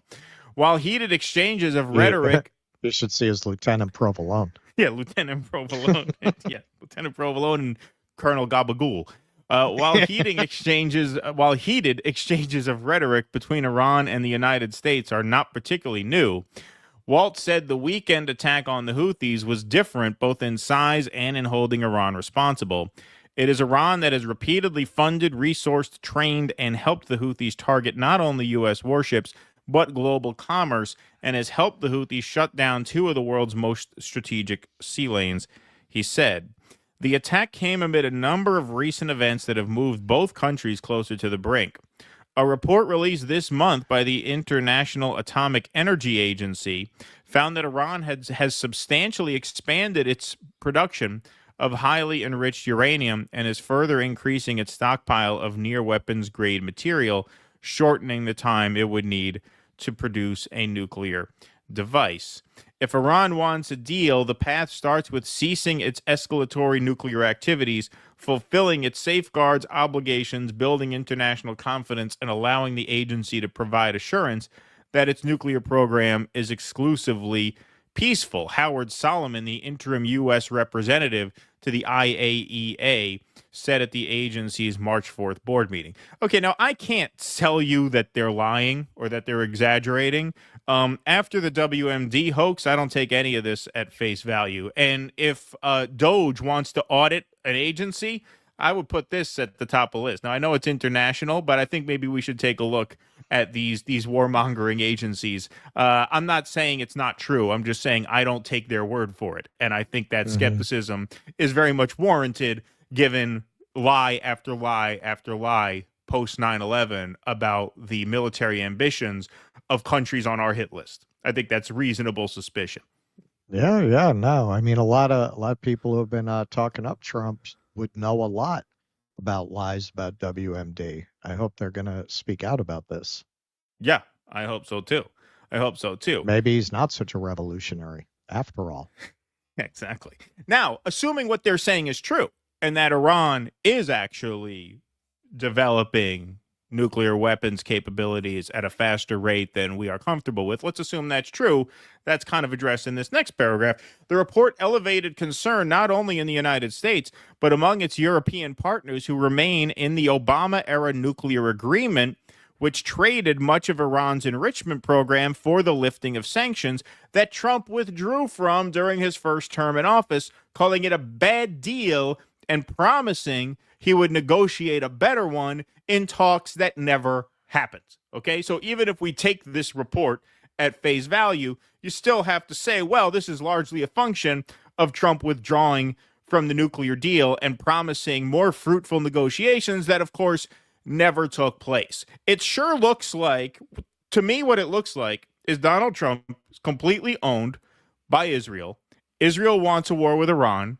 When Israel wants a war, Israel gets a war. And it looks to me like, even tracing back to his first term, everything he has done has been to agitate for war with Iran on Israel's behalf. Right. Well, it's the last country on Wesley Clark's list. Yep, He and the laid hardest out- one, because they're the biggest and they're the most They're entwined with the biggest, major alliances. They have the best equipment. They have the most anti-aircraft guns. They have sophisticated guidance systems.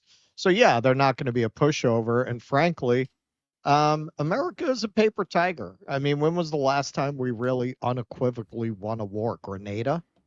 You know, I mean, America tends to destroy the country and then leave with its tail between its legs because it's not able to actually conquer. Right. So assuming that the United States would beat Iran without going nuclear, that's not a safe assumption. Like this myth that, oh yeah, America can just win. I mean, Iraq. Yeah, I mean, it's a very good example. You know, we knocked out Saddam's forces very quickly, but we didn't win the peace. We didn't win the country. We just wound up digging in for a prolonged insurgency, then left with our tails between our legs. Like, what do you think would happen in Iran, which has a much more formidable military than Iraq ever had? Of course. Of course. Now, Russ made mention of some people who may have known better. Well, apparently the Quartering, not one of those people who may have known better, because the Quartering, he quote tweets Trump's threats to Iran and says, "I did not vote for this." Well, sorry, sunshine, but you know, a lot of people get down on this country. They say it's not the land of opportunity. If that fucking stupid tub of shit can have a successful channel, I'm sorry, this is still the land of opportunity as far as I'm concerned. It is the land of opportunity. Yes, he is evidence of that. So Viva Free comes in with the cope here. I would be reluctant to form an opinion too quickly. There are plenty of strategic reasons to posture like this. No, he's not posturing, idiot. He bombed Yemen. He dropped bombs on He attacked. He committed an act of war. What do you mean posturing? This isn't posturing. This isn't tough talk at this point. He's actually doing it. So someone responds here, seriously, everyone takes Trump too literally. His best feature is his unpredictability. No, he literally bombed Yemen. He literally committed an act of war. This is no longer just rhetoric. You can't chalk this up to, well, it's 5D chess. He's talking tough so he doesn't have to act tough. No, he bombed the poorest country on earth who recently endured a genocide at the Saudis' hands with the help of Joe Biden, Barack Obama, and Donald Trump. And so you can't say, well, you're taking this too literally. No, he's literally committing heinous acts of war. Now, Nick Cruz quote tweets the Quartering and says, yes, you did, meaning yes, you did vote for this. Trump made it clear he was going to serve Zionism and pursue war with Iran. You guys voted for, I'm just thinking of the stupid tub of shit line. You guys voted for him anyway because of stupid culture wars. You treat politics like a team sport, thus was duped. Own it. Yeah, the Quartering's whole business is he plays a video of some woke moron doing some stupid shit and goes, oh, wow, could you believe that? You see anyway, that? Buy my coffee. Buy my coffee. Exactly. Like, look, man, there are people in that space who are talented. This is why I'm saying, like, that is the most untalented hack with a successful channel. You know, you look at Matt Walsh. He has talent. He has great dry sense of humor. Whether you agree with him, don't agree with him, he has talent.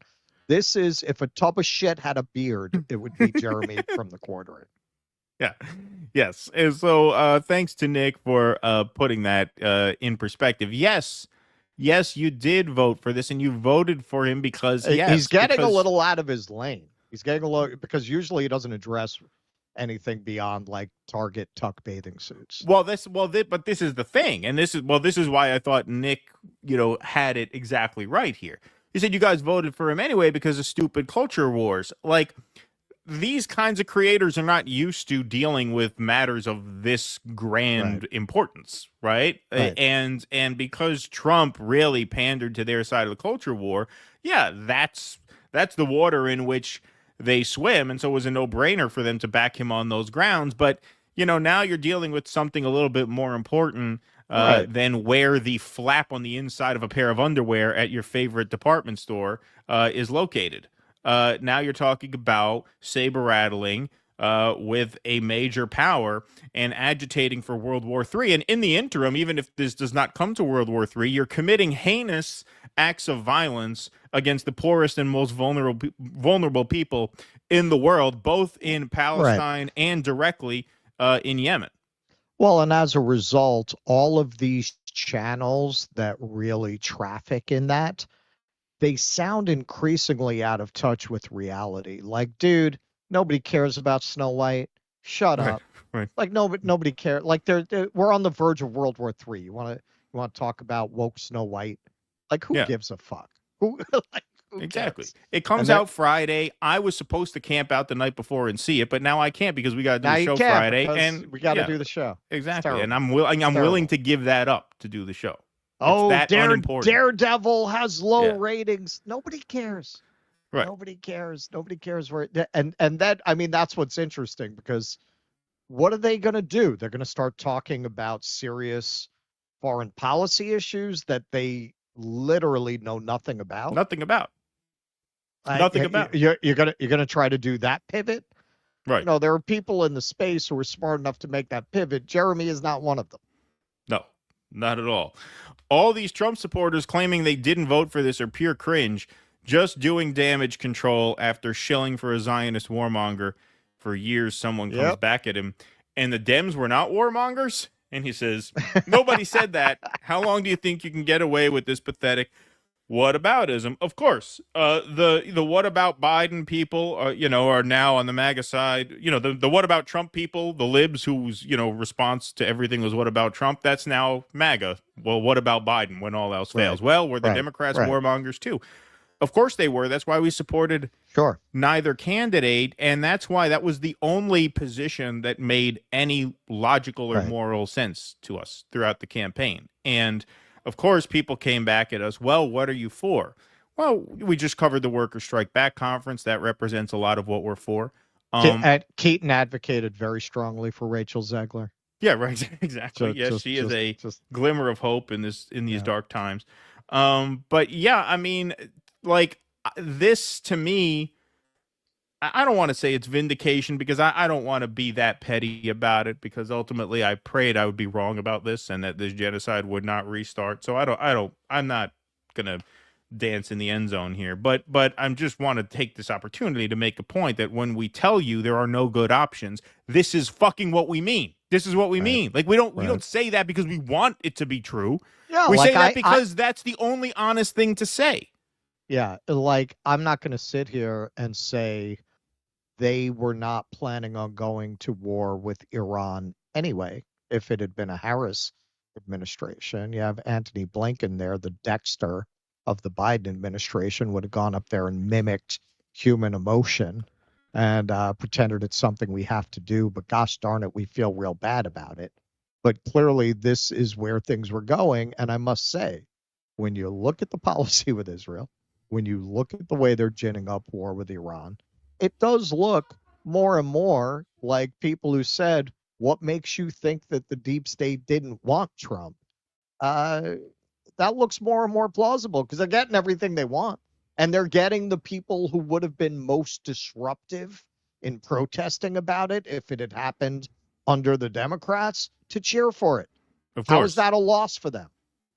Yeah, no. I mean, look, we had the arms manufacturers, everybody, man. They're all going to make out much at least as well, if not better, with Trump. Yeah. And look, it seems to me, and we've had friends of ours suggest that the deep state wants Trump because he's actually more in their pocket. Yeah, man. It sure seems that way. It sure seems that way. We've got to be careful how we say this here. We're not allowed to accuse anybody of such a thing. But remember that story about the 13-year-old on the airplane? It kind of came and went. about Donald Trump.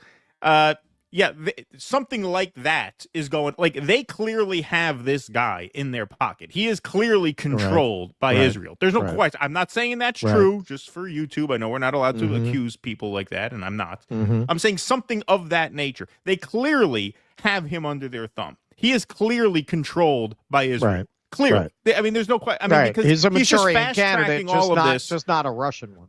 Exactly. He's just fast. This is all happening at breakneck speed here. So obviously, the guy is working for Israel. He obviously prioritizes their needs over ours. You know, the whole Israel first thing is not just a cute retort to the America first thing. It's literally true. The guy is literally prioritizing Israel. There's a story that we didn't get to today because how is what he's doing there in our interest? Yeah. You as an American, how is ginning up war with Iran and backing Israel in every crazy genocidal thing it wants to do? How is that in your interest? How is that helping you? Of course. Look, there's a smaller example of this that we didn't get to today. We'll probably do it on Friday because the news the last 24 hours was just so huge. But the Department of Education, is downsized now dramatically. They want to cut it entirely. They've already cut, I think, about half of it. And you have American children with legitimate disabilities who are not able to go through the education department and get the help they need, because it was downsized. But you know what takes priority now in the downsized education department? Anti-Semitism accusations. So the remaining staff at the Department of Education are being told to prioritize cases of alleged anti-Semitic discrimination on campuses. And therefore, American kids with disabilities can't get the access to the services and the help that they need. That is literally Israel first. It's not just a catchphrase. You are literally prioritizing the needs of a foreign country over the needs of your own people. The man is completely controlled by Israel. Completely. Yep. Yeah. All right. Let's take a few more Rumble rants, and then we got Russ's segments coming up. I'm done for the day. It's yabba dabba do time for me. Yeah, get the fuck out of here. Yeah, I'm going to take the rest of the day off. I just heard from Jeremy. He's going to sit in. Yeah, Jeremy's going to sit in on the rest.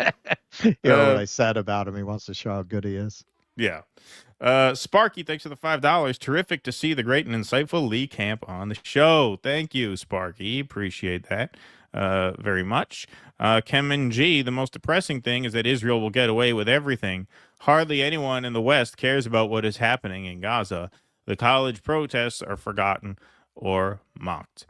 Irish Star Hell's Kitchen Tour Russell, you dropped Star Irish Hell's Kitchen Tour Russell.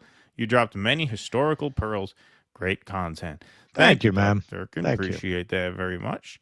Alrighty. Let's see what we got here. We got Vito P. This is sickening. Listening to that doctor should shock everyone. Amputations on children without an anesthetic. Of course. Horrible. I mean, literal, like hell on earth. This shit has got to end. Cancer sucks. You guys rock. Thank you. Ernest Dowson, thanks for the $50. Let's have a thing for Ernest Dowson. It's time to send more bombs to Israel. This time, let's deliver them nose cone first from the bellies of F-16s. Yeah, well, that's not going to happen. That's not going to happen. We're their allies no matter what. No matter what. Ken Texican, White House press secretary, speaks with really large balls on Hannity about Houthis, calls back to W coming after you, Al-Qaeda, dead or alive. Do any of those watching Fox understand the Houthis? No, they didn't understand anything about Al-Qaeda or Iraq. Anyway, this is what's so this is the other thing that makes me enraged about this, is that a lot of these people like to make this what they feel is a very important distinction between like the old guard neocon Republicans like the Bill Kristols and them. Well, if you're this in the pocket of Israel, it doesn't matter whether you call yourself a neocon or not. The policy is the same. It's the same rabid warmongering foreign policy approach to the Middle East. Just because you don't call yourself a neocon, that means nothing. That there's no point in saying I'm not a neocon if you're this in Israel's pocket. Right. None whatsoever. Okay. All right. Let's move on. What do we got? So here's how you know Trump is kind of stepping in it. Michael Shellenberger is now starting to have some second thoughts. Okay, so this has been quite a quite a difficult moment, I think, for a lot of people who, hey, to put the best face on it, and I think that's accurate, certainly with some people. If you had the Democrats and their crew of censorious prigs like raisin-faced Medusa Debbie Wasserman Schultz coming after you, and then you have J.D. Vance standing up there in Europe speaking out on these kinds of laws that have been weaponized against you personally, I think it's very often human nature to feel like the enemy of your enemy is your friend, particularly when they're taking up your cause. But now, as we're seeing, the Trump administration predictably is no friend of free speech or civil rights. It's starting to force a choice between those who actually believe in it and those who treat it as a grift. So increasingly, you're seeing journalists who believe that freedom of speech is sacrosanct starting to speak out. So Michael Shellenberger, this actually started with, this overall is within a piece that was very pro-Trump. It was actually talking about how the Justice Department had been weaponized by the Biden administration against Trump, and yet he felt a need to insert a bit about Khalidi in there. To be clear, we must hold the Trump administration to the same high bar as we hold the Biden administration. We are concerned that the Trump administration has detained and may deport a Palestinian student activist named Mahmoud Khalil for his involvement in the Gaza Solidarity encampment at Columbia University and for his alleged support for Hamas. As context for Khalil's statements and his activism, we should keep in mind that the U.S. Supreme Court has repeatedly upheld not just the speech rights of Nazis, but also their right to march through neighborhoods of Holocaust survivors. Because Khalil is here on a green card, the law is not obvious, and it may allow the administration to deport him legally, as Yale University's Jed Rubenfeld noted. But doing so violates the spirit of the First Amendment. And Matt Taibbi has rightly raised concerns about the Trump administration's catch and deport that may use AI to monitor social media accounts of migrants who espouse hateful ideology. But these actions so far pale against the weaponization of government by the Obama and Biden administration. So, as I said, that piece was really a piece attacking Obama and Biden. Later in the week, he was given cause to change his mind, as we'll see. So he referenced Matt Taibbi. This is the article he's talking about. If Trump blows it on speech, the world is screwed. So let's look at a little bit of that. Forget Khalili. He's not the issue. The problem is Trump officials pledging to throw masses of people out of the country for offenses not yet committed and on vague pretexts like being aligned with Hamas. As Coward put it, see accompanying interview. What does that mean? Similarly, what does it mean to be a Hamas sympathizer, and what constitutes aiding and abetting violations of immigration laws? A standard Trump just decided to employ to deny relief to some federal student loan holders. This use of vague language mixed with speech code concepts is similar to the techniques employed by the politicians Trump and Vance ran against or criticized last year, like Kamala Harris and Tim Walz, Britain's Keir Starmer, or the censorship zealots at the Barack Obama-created Global Engagement Center. Weren't conservatives outraged last August when Starmer pledged to use shared intelligence and facial recognition technology to capture alleged speech criminals before they even board a train? Didn't Elon Musk ask, is this Britain or the Soviet Union? And if Trump planned on turning around and immediately deploying the State Department and the DHS to use computerized scanning of social media as a punishment mechanism, why were we supposed to care about State Department funded blacklists, the DHS's moronic disinformation governance board, or suppression of figures like Bhattacharya or Tucker Carlson? Hear, hear, hear, hear.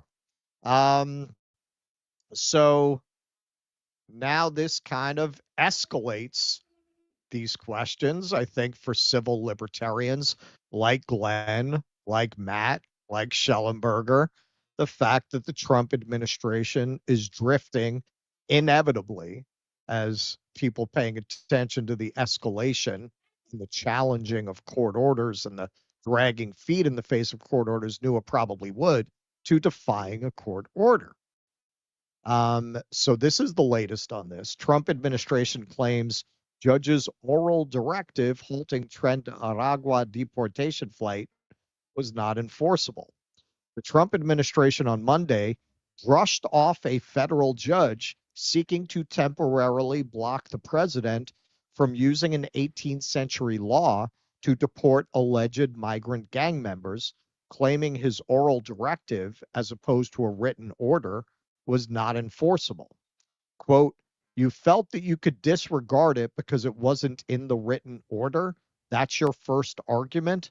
Washington, D.C. U.S. District Judge James Boasberg grumbled in disbelief during a fact-finding hearing Monday. The idea that because my written order was pithier, it could be disregarded, that's one heck of a stretch, I think. Okay, so apparently he orally ordered them to bring the flights back, but it wasn't in the original written order. Boasberg ripped into the Trump this is a little later in the article. Boasberg ripped into the Trump administration's logic that because the planes flew out of U.S. airspace, they were no longer subject to Boasberg's jurisdiction, and that authorities beyond the Alien Enemies Act were at play. Quote, I think my equitable powers are pretty clear that they do not lapse at the airspace's edge. My equitable powers do not lapse at that point, he shot back during the Monday hearing. The Trump administration noted that 2 flights highlighted by the ACLU departed from the U.S. before Boasberg's written order and oral directives. Quote, as to any flights that were already outside U.S. territory and airspace, anyone aboard had already been removed within the meaning of the Alien Enemies Act and the court's order, and therefore were not covered by the order, the administration argued. The Trump administration has refused to disclose how many total flights have removed migrants under the Alien Enemies Act. Okay, so they're making the argument that because he gave it as an oral order, they didn't have to listen. They're making the argument that once you leave U.S. airspace, you're no longer subject to the court orders of a U.S. federal judge. And they're ordering the flight already took off by the time the order came. What if he signed it with an auto pin? What would be the protocol there? Well, clearly they'd have to release them then. So this was an interview with Stephen Miller on CNN that Shellenberger had quite a lot to say about. So we'll listen to a couple of parts of it.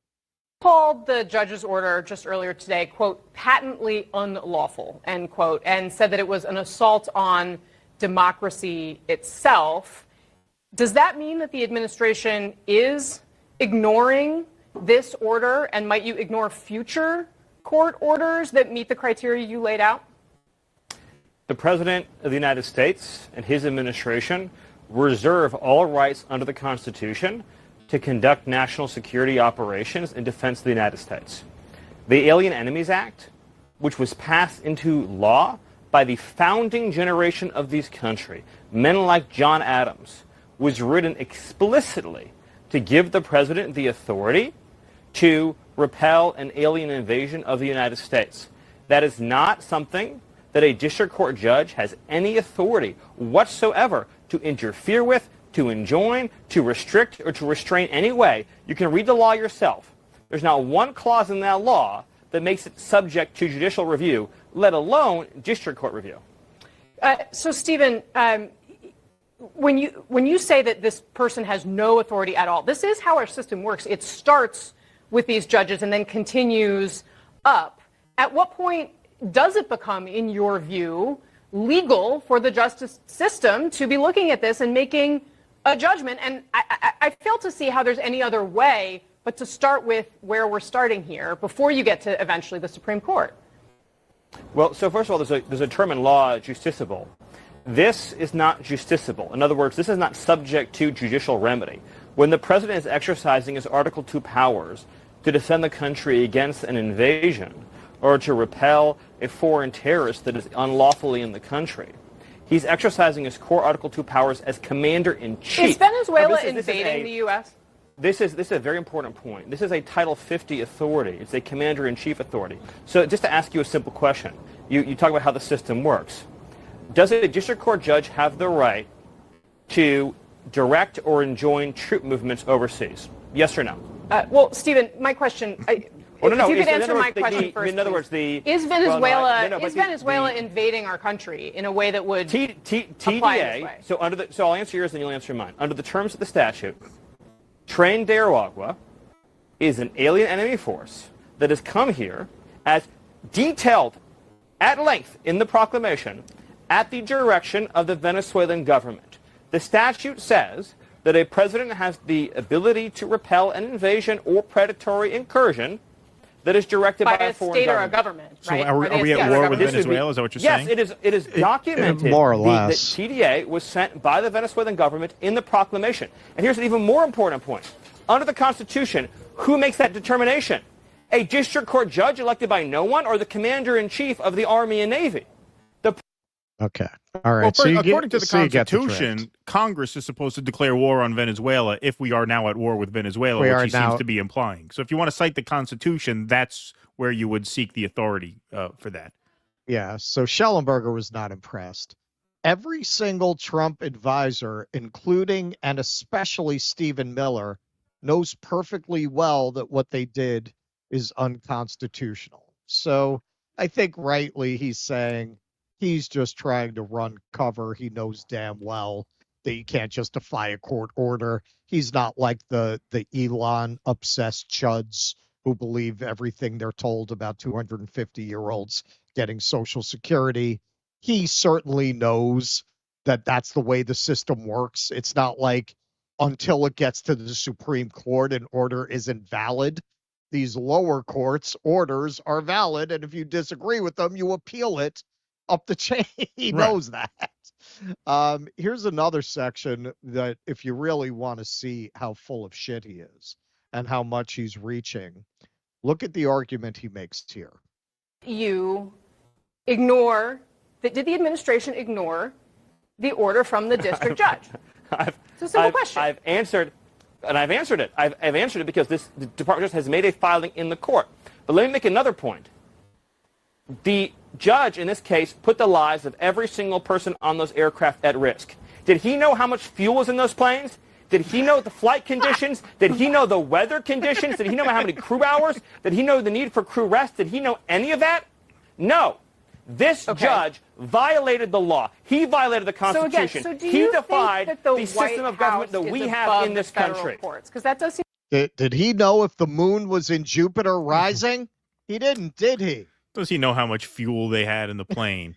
Yeah, that's what they do. They take off with like just enough fuel to get exactly where they're going. Won't anyone think of the fuel gauges? Yeah.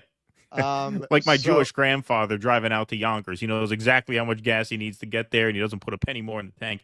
He squeaks it out last second. Hey, sorry, folks. We've been ordered back to the United States. We're going to have to make a pit stop at Port-au-Prince to fuel up. Like, what a ridiculous thing. You know, this Stephen Miller, you know, people say he has incel vibes. I think he has just V-cell vibes. I don't think he's involuntary celibate. I think he's voluntary celibate. Yeah, he's the kind of guy. What's going on here? Pussy, yuck. That's Stephen Miller. I don't know what'd you do? You touch something? Here, now it should work. Go ahead. Okay. Yeah, it's a stupid fucking bullshit with the StreamYard. They don't have it where I hate this new scenes thing that they have. Yeah, okay. You guys need to email StreamYard and please tell them this is not a good idea. They're beta testing this new feature that's a total pain in the ass. Okay, so for the first part, he didn't deign to form a sentence. He just put out the clown emoji for his argument about district judges not having the authority to restrain the executive. And then on the gas gauge issue, this is Kamala level word salad and whataboutism by Stephen Miller. He knows better, which means he's gaslighting. And then he quotes from the Federalist Papers, James Madison. The accumulation of all powers, legislative, executive, and judiciary in the same hands whether a very self-appointed or elective may justly be pronounced the very definition of tyranny. All these folks say they love the founding fathers, they love the Constitution so much. Checks and balances is kind of foundational and core to the whole concept. It was a country that rose up against a king. They were deeply skeptical of the concentration of power, whether it be in the executive, the judiciary, of Congress. That is part of why, and some people might say, they made the system so inefficient that it doesn't work. You could make that argument, but you can't make the argument that the courts were not set up to check the executive. And if it turns out that what they're doing is constitutional, you bring it up to the Supreme Court. And maybe you won't agree with the decision that the Supreme Court makes, or maybe you will, but that is the way the system is laid out. And as I've said throughout, if you feel you don't like that system, you need to own the fact that you want an all-powerful executive. You essentially want a king by another name. And I could understand why somebody would feel that way. The system's not working for anybody the way it is right now, right? So I get why you don't believe in constitutional government, and you feel democracy at this point has just become a cheap punchline. I feel that way. Own it. I mean, I feel we should be I feel that turning the presidency into an all-powerful chief executive in the Curtis Yarvin model is a cure as bad, if not worse, than the disease.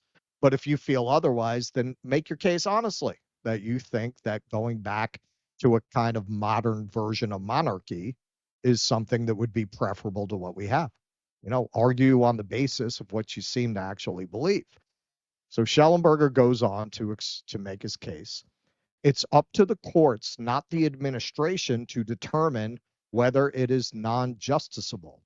The administration must comply with the order until a higher court reverses it or sets it aside. That's how our system works. If the Trump administration continues with these obviously unconstitutional actions, then it will lose the legitimacy, public support, and power it needs to pursue free speech diplomacy, which would be a very disappointing outcome. And he tags Marco Rubio in that. Now, look at how he's phrasing that. This is not somebody with TDS. This is not a guy with Trump derangement syndrome. Shellenberger has been very supportive, as many of the people who have been personally attacked under the old regime's speech code projects have been, including Taibbi. But he's saying, as is Matt, as we'll see coming up, hey man, this is not what I signed up for. Now, when I saw Matt at Rescue the Republic, I had a short interview with him, and I asked him this. I said, hey man, what makes you think they're not going to now be like the old right wingers we used to fight against? And he said, well, we'll fight them too. Okay. So he's starting to go in that territory. Now this is interesting for anyone in this space and anyone who follows it. So somebody said to him, prepare for the influx of comments explaining that, quote, I used to like reading and respect your principles when you were saying what I wanted to hear. And Shellenberger says, gotta call balls and strikes as I see them. Here, Michael, and we have certainly been on the receiving end of a few of those comments. That is a true story. Michael, I'm sure, is being inundated with that. In fact, if you follow the thread that this was on, you'll see quite a lot of that. Well, he said the word there. I mean, the operative word there is principles. Guys like Taibbi, Shellenberger, Greenwald, these are all men of principle who understand principle and the importance of principles, whereas Trump does not understand that. Trump understands personality. MAGA is a movement driven by personality. And so if your adherence is to principle first, then yeah, eventually you're going to run into this. And some people more than others have taken longer than others to get here, which has been a point of frustration amongst Russ and myself. We're not hiding anything there.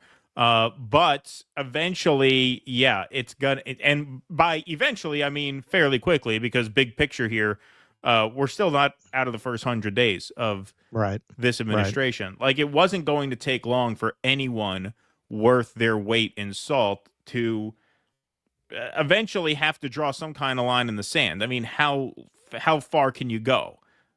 Well, this is why I have kind of been taking a wait and see attitude. You know, people have asked directly because they know we're friendly with Matt what we think about his reporting, and we've been honest. I have felt that his decision not to want to cover Israel has really hurt his ability to be relevant in a moment when we particularly need his voice. I think he's realizing now that he really can't stay out of that sandbox and stay true to his principles, as you say. Right. And I'm glad to see it. I'm glad to see it. But now, you know, and we've experienced this ourselves. If a lot of what you've been doing is criticizing the liberal class and the Democrats who represent them and the corporations who affiliate with them, you will get a lot of people who are very supportive of Trump in a reflexive rather than a thoughtful way, who will start following you because they feel validated, particularly when they see people who are avowed leftists denouncing these same people that they hate. But they think, and we were getting a lot of this at one point, oh, you guys, you're going to become MAGA. You're almost there. You're almost there. And then when you don't, they get angry about it. Or now, tease. Right. Oh, they thought you were going to convert. You were going to become a Trump supporter no matter what he does, like themselves. So for Shellenberger, for Taibbi, who have both been aligning much more clearly and visibly with elements of the Trump administration than we have, this is all the more so that as they speak out about this, a lot of the people who have glommed onto them thinking, yeah, you know, he's on the left, but he gets it. They're all going to turn on them now, you know. So much so that the article that I just read from Taibbi, he felt a need to respond to all the backlash that he got. So just a little bit of that. Yeah, if I can just interject one thing really quickly before you get to that, because I think this is important too.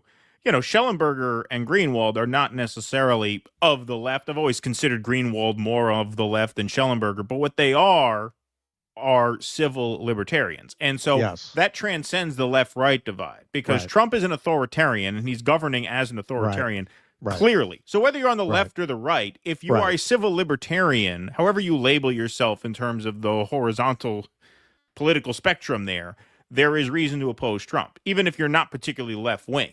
Even if you're a libertarian, there's plenty of reason to oppose what he's doing now. So go ahead. Sorry. Good point, Charles. Yeah. Yes, very. That is true. And really, some have suggested we should retire the terms left and right. It's true. It's just such a useful placeholder. It's hard to figure out linguistically how you would describe those contours.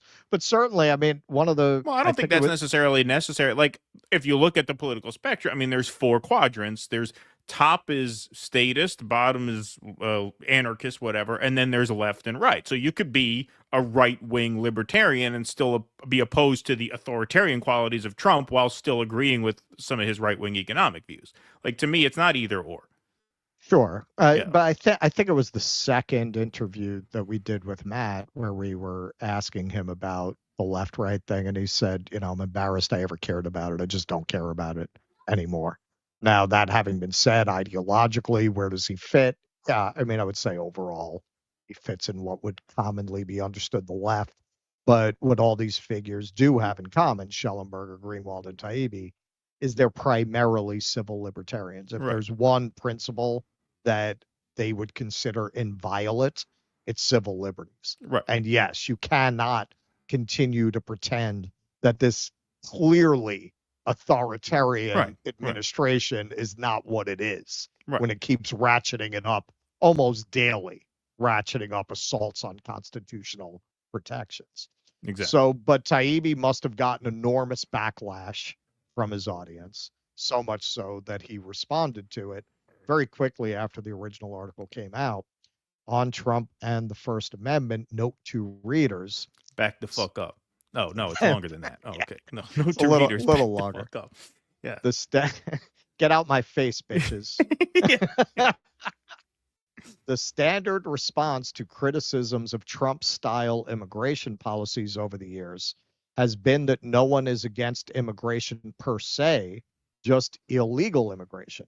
Most people who say that seem sincere about it, but that position is hard to take seriously in someone who now also supports deportation of people who come here legally and haven't committed a crime. It's especially mind-boggling given the mechanism targeting this new group is just another version of the unanswerable, subjective, often computerized standard deployed against conservatives in recent years. The difference is the people singled out as examples will be like Khalil and not, say, Brandon Straka. The other critics are Democratic trolls who say, whatever led you to believe Trump was going to protect speech? Well, I listed many things, from Trump and Vance campaigning on it to them bringing censored people whom I personally know to care about the issue into government, to confronting Europe on the matter at potentially significant cost. But none of that is the point. Those clucking now about Trump and civil liberties are mostly all people who have refused to admit the people they voted for pose any threat at all, let alone the monster that's already turned most of Europe into a police state. If you don't admit what the choices were and are, you're trolling.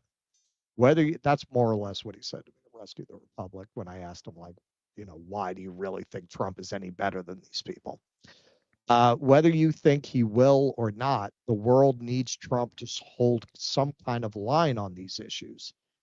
And here you can really see the kind of backlash you got. Either way, we have to talk about it, don't we? Come on, guys. Don't we all believe in free speech? No, Matt. There is a large portion of your audience, I think you just discovered, that doesn't give a shit. They're into the Trump branding. They just wanted to be able to misgender people. They really don't care about free speech writ large. Well, they use these civil liberties argument as a... Sorry, go ahead. Let me just finish real quick. Yep. To his credit, he didn't miss a beat. Right after that, he didn't write this, but he dropped a timeline on the arrest of Mahmoud Khalil. So good for him. Go ahead. Yeah, no, I mean, what happens here is, look, this happens to a lot of people in this kind of space. I mean, I consider, Greenwald and Taibbi, it's probably presumptuous to call them peers, but, they exist alongside us in this space. And I've always kind of felt that we were very much in their lane. Right, like I always, we are in that ideologically, ideologically, we're in the same family, in the same what are the Harry Potter teams, the houses or whatever the fuck you call them, right? We're in the same house as them, right? And what happens? Keaton really can't speak dork. Well, yeah, whatever. What do they call it? No, what's the house of? That's what they are, right? They're houses. Well, it's it's the houses. In Harry Potter, they're houses, right? Yeah. Exactly. Yeah. So I always sort of considered us in the same sort of sections of this space here. And what happens pretty often is we're like Hufflepuffs. The Hufflepuffs, right? Exactly. Yeah. What happens pretty often is that a lot of the MAGA people, a lot of the right-wing people, they'll use these civil liberties issues as a net to go in and scoop up people like us and try and reel us in, because they know, hey, these are lefties, or in Shellenberger's case, I really don't think he's a lefty, but these are generally like left people who we can recruit into our space by signaling our agreement with them on these issues that are very important to them. So, hey, you guys are calling out the the First Amendment violations of Joe Biden. That's great. See, they're lefties that we can have a conversation with because they're willing to call out their side. So they use that issue as a big net to go out and get you. And then they draw you in. And then when Trump wins and he starts violating the First Amendment, they get pissed off that you actually are a person of principle and are willing to call out their dear leader. That's what it is. Right. If they roped you in, they brought you into their world, and they welcomed you with clicks and views and subscription dollars and things like that, and they expect you to never cross them because of that. But if you're a person of principle, you have to, as Shellenberger said, eventually get to calling balls and strikes, whether they have a meltdown or not. And as we know, a lot of them have meltdowns pretty often. Yeah, and this is why I've been trying to take, we both have, we've been trying to take a wait and see attitude. Look, I've said this all along. Obviously, with Shellenberger, I don't follow him as closely as I do Matt. I don't know him personally. I mean, I don't, we don't hang out, go to the bar, but I talked to him a few times now. And yeah, I have Matt's book prominently displayed here. I was hoping that he would show principle that way, and I always said, look, man, they didn't send the IRS to my house. Like, I don't know I don't know what my output would be like if I went and if you watched those hearings, and I did, with Wasserman, Schultz, and Plaskett, that was disgusting. That was absolutely disgusting. All of them, AOC, all of them. AOC threatening to try to put him in jail for perjury after the Mehdi Hassan thing. Look, we hate libs as it is, and we're too small for them to pay any attention to us in that way, right? Like, nobody, they don't know we exist, right?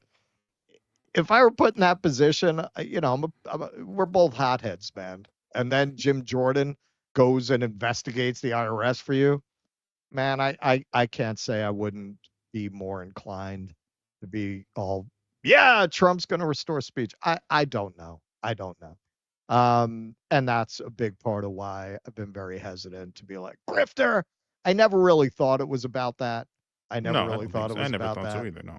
I always thought it was, well, I mean, I haven't been in that position, man. So let's see how it plays out.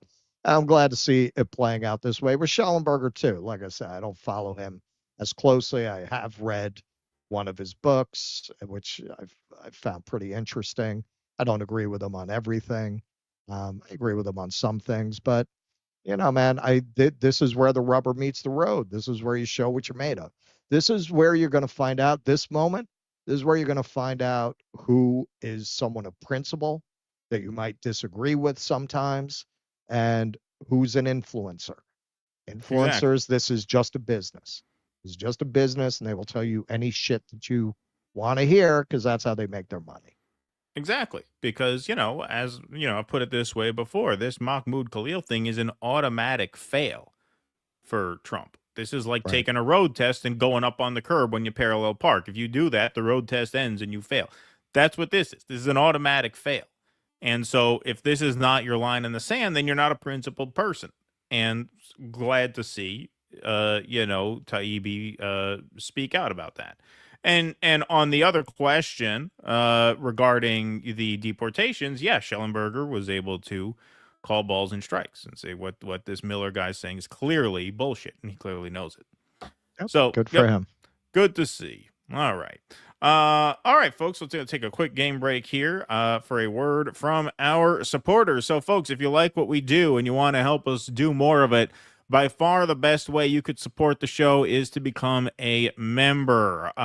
We rely on our members to keep the lights on here. As censorship heats up, our members are what censor-proof the operation. So if you would like to join, you can go to patreon.com/DoDissidents, DoDissidents.substack.com, or you can join our locals by going to DoDissidents.locals.com. If you're watching on Rumble, which 1,200 of you are, great Rumble crowd this afternoon, you can smash that join button right underneath the video player, and for just $5 a month, you get your name up in lights here on the supporter scroll. You get 2 bonus live streams per month that are exclusive for paid members. One is a movie club live stream.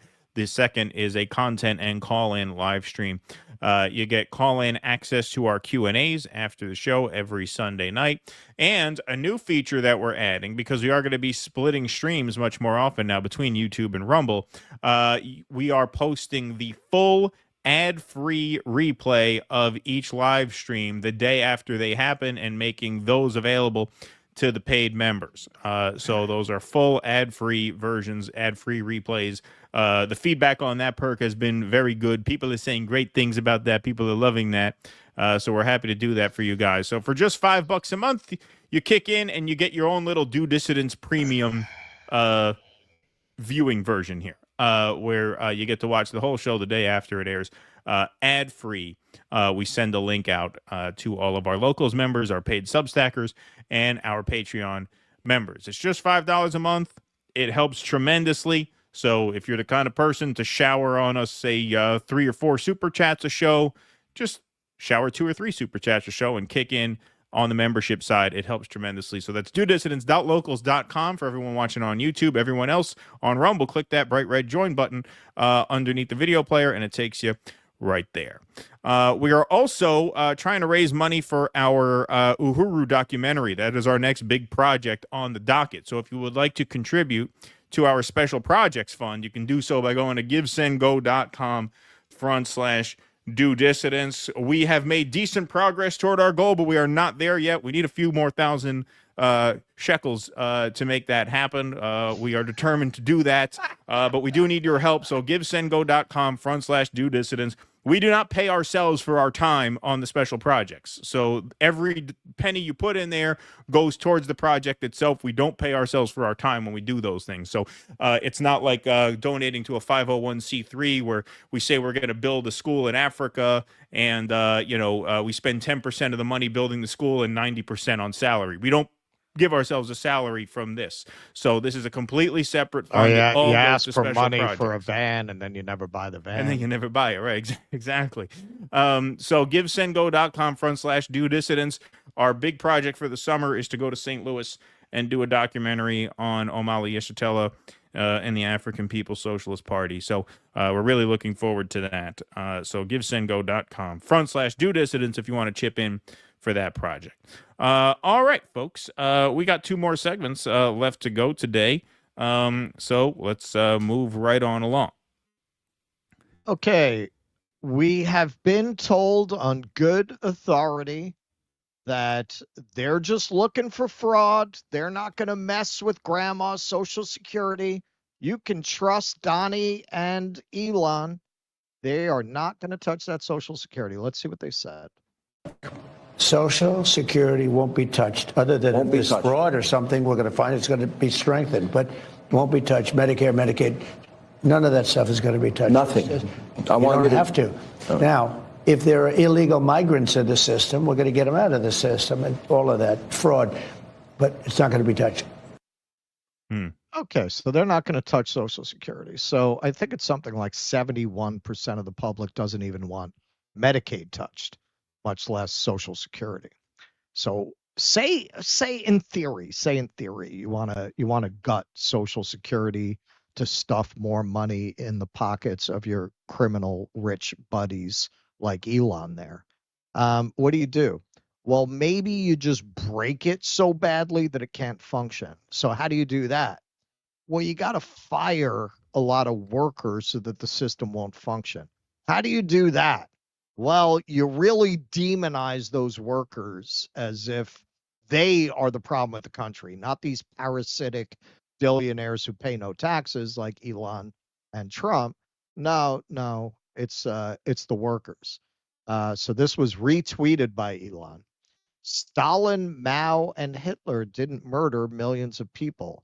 Their public sector workers did. See, it's not them. It's the bureaucracy. If you got rid of the bureaucracy, they were just cranks. They were all right. It's the bureaucracy you have to address. That was so grotesque. Even the normally Elon rim jobbing ADL, it was too much for them. It is deeply disturbing and irresponsible for someone with a large public platform to elevate the kind of rhetoric that serves to undermine the seriousness of these issues. He might also not have heard that his fellow Nazis really don't like Stalin and Mao very much, so that was probably ill-considered. Right. But all of that is meant to create an atmosphere where you can damage these social safety nets by removing their staff under the pretense that the staff is I don't know, responsible for genocide, while they genocide your grandma. Memo details Trump plan to sabotage the Social Security Administration. Is from Popular Information, who got a hold of their internal memo. An internal Social Security Administration memo sent on March 13th and obtained by Popular Information details proposed changes to the claims process that would debilitate the agency, cause significant processing delays, and prevent many Americans from applying for or receiving benefits. The memo, authored by Acting Deputy SSA Commissioner Doris Diaz, purports to be motivated by a desire to mitigate fraud risks. This is a little image of the memo. Elon Musk has pushed several false claims about the nature and scope of Social Security fraud. In a recent interview on Fox Business, Musk suggested that 10% of federal expenditures were related to Social Security fraud. This is false. Social Security fraud does exist, but improper Social Security payments amounts to about $9 billion annually, less than 1% of total Social Security benefits paid, and 0.1% of the federal budget. Most improper payments are not criminal fraud, but the result of beneficiaries or the SSA failing to update records. The biggest change contemplated by Diaz's memo is to require internet identity proofing for benefit claims made over the phone. When an SSA customer is, quote, unable to utilize the internet ID proofing, customers will be required to visit a field office to provide in-person identity documentation. Okay, so you know your grandma who can't use a smartphone. They want grandma to have to confirm their identity on the internet, otherwise find the nearest office, which in rural areas can be 100 miles away. Currently, customers can make claims and verify their identity without using the internet or visiting an SSA office. Fraud is extremely rare because there are many safeguards in place. After initiating a call, customers must provide their Social Security number, date of birth, parents' names, mother's maiden name, and date of birth. After the initial tele-application is completed, the information provided is checked against tax returns, pay stubs, bank statements, and medical information, depending on the nature of the claim. If there are any discrepancies, a customer may need to mail a copy of their birth certificate to the SSA. About 40% of all claims are currently processed over the phone.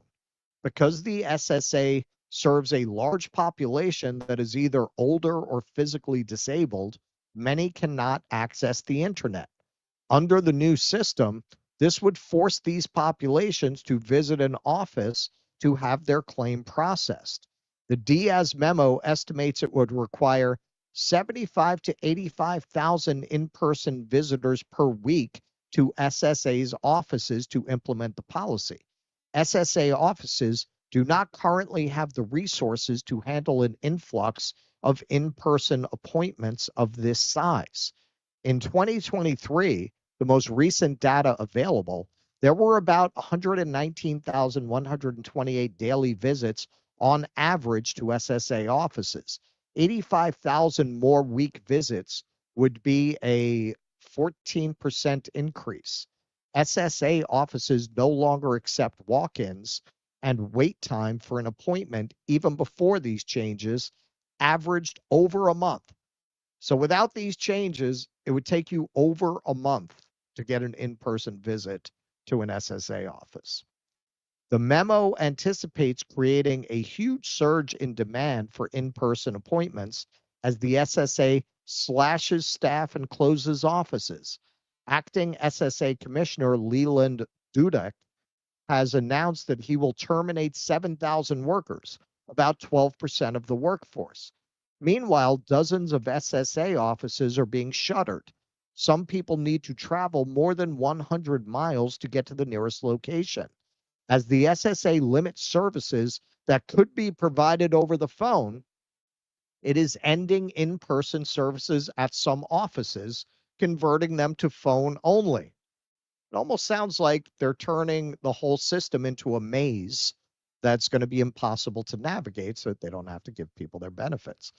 An SSA source told Popular Information that there are, quote, no significant concerns about fraud at intake because no benefits are being distributed. And there are already multiple layers of identity verification in place before a claim is approved. The source said they believe the new ID verification steps are an effort to create additional hurdles to filing claims and overwhelm the system. You think? Axios did a little bit more about this just to fill in some more details. These changes, if implemented, would cripple field office operations, and they're already badly paralyzed, a former official told Axios, requesting anonymity because they were on a job search and might work in the future with the SSA. Benefits are adjusted regularly as people's incomes change, they explained. Forcing all those folks to come into a field office would, in essence, break the agency. That's the idea. Doge representatives are well aware of these risks, the former official said. A second former official who recently worked in operations and spoke on condition of anonymity due to fear of retaliation said the money it would cost to implement these changes would dwarf any savings that would come from cracking down on identity fraud. People, it's not about saving money. People have a lot of trouble with the identification process, says Jen Burdick, a lawyer who provides free legal services for Americans trying to get Social Security disability benefits. A recent client tried to drop by an office last week and was told to make an appointment by phone. On the phone, they were put on hold for 6 hours on Monday, 5 hours on Tuesday, and 2 blocks of time, each 3 hours on Wednesday, she said. These proposed changes are a way they're trying to use red tape to literally block people from getting benefits, Burdick said. So why are they doing all this? You know, there's a place they could probably go and save more money. That would be the Pentagon. Notice how they haven't gone to the Pentagon. Isn't that weird? Isn't that weird? Pentagon fails 7th audit in a row, unable to fully account for $824 billion budget. Isn't that weird? You would think if this was really about saving money on behalf of the American people, they would have made a beeline for the Pentagon as soon as they got there. Haven't set foot in the Pentagon. So weird. And what's weird is that they've talked about cutting the Pentagon. Trump has talked about it. Hegseth has talked about it, but the CR they passed actually increases funding by $6 billion. Increased funding. Isn't that strange? Isn't that strange? This is what this is about, folks. They're not going to stop stuffing money into the pockets of the defense contractors that pay their election costs, their campaign costs. This is what this is about. This is Trump's tax proposals. These people, they're shaking your grandma by her ankles trying to get loose change out. 2017 tax law extensions will cost $466 billion. Exempting certain types of income, $222 billion. Corporate rate reductions, $41 billion. All of that, they're so concerned about runaway deficits, they're not going to cut that. Well, maybe you're saying, oh, but I'm going to get so much money out of this. Well, not unless you're rich. Not unless you're rich. 68% of that is going to go to the richest 20% of people. We did a segment about this. If you're in the bottom 1%, you're going to get about $20 out of that. If you're in the second 20th percentile, which I'll wager a lot of our audience is, I think it was something, I'm going by my memory, but I think it was around $168 a year you're going to get. These guys, they get like $80,000 a year. Yeah, that I remember specifically. The highest income earners get on average $80,000 a year. Yeah, they get 80 grand a year, which, remember, if you're in this bracket, you don't need it. You don't need it. These guys, that's lunch at Le Cirque for these guys. That's nothing. But it's going to be a tragic situation for a lot of elderly and disabled people, for them to enact these kinds of changes at Social Security. Just the amount of people they're talking about firing and what it's going to do to an agency that's already understaffed. That's going to make elderly people and disabled people, it's going to make their lives worse and more difficult, so that these guys can get an $80,000 that they don't even need. It's ideological for them. The peasants should not get anything. They should not get anything, and the wealthy should not be constrained in their privileges in any way. It is a typical aristocratic mindset. These people are aristocrats. They believe all of the spoils of society should go to them, and you should be happy with whatever crumbs fall off their table. And if you are not the kind of peasant who would tag Elon in a post about how long you drove your truck last week, they don't have a lot of use for you. Yeah. And the reason the 80 grand number is as small as it is because the really rich people,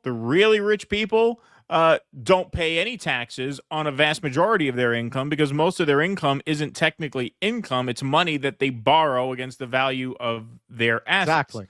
Right? So that's not taxed at all. That's borrowed money. They don't even think of that as income.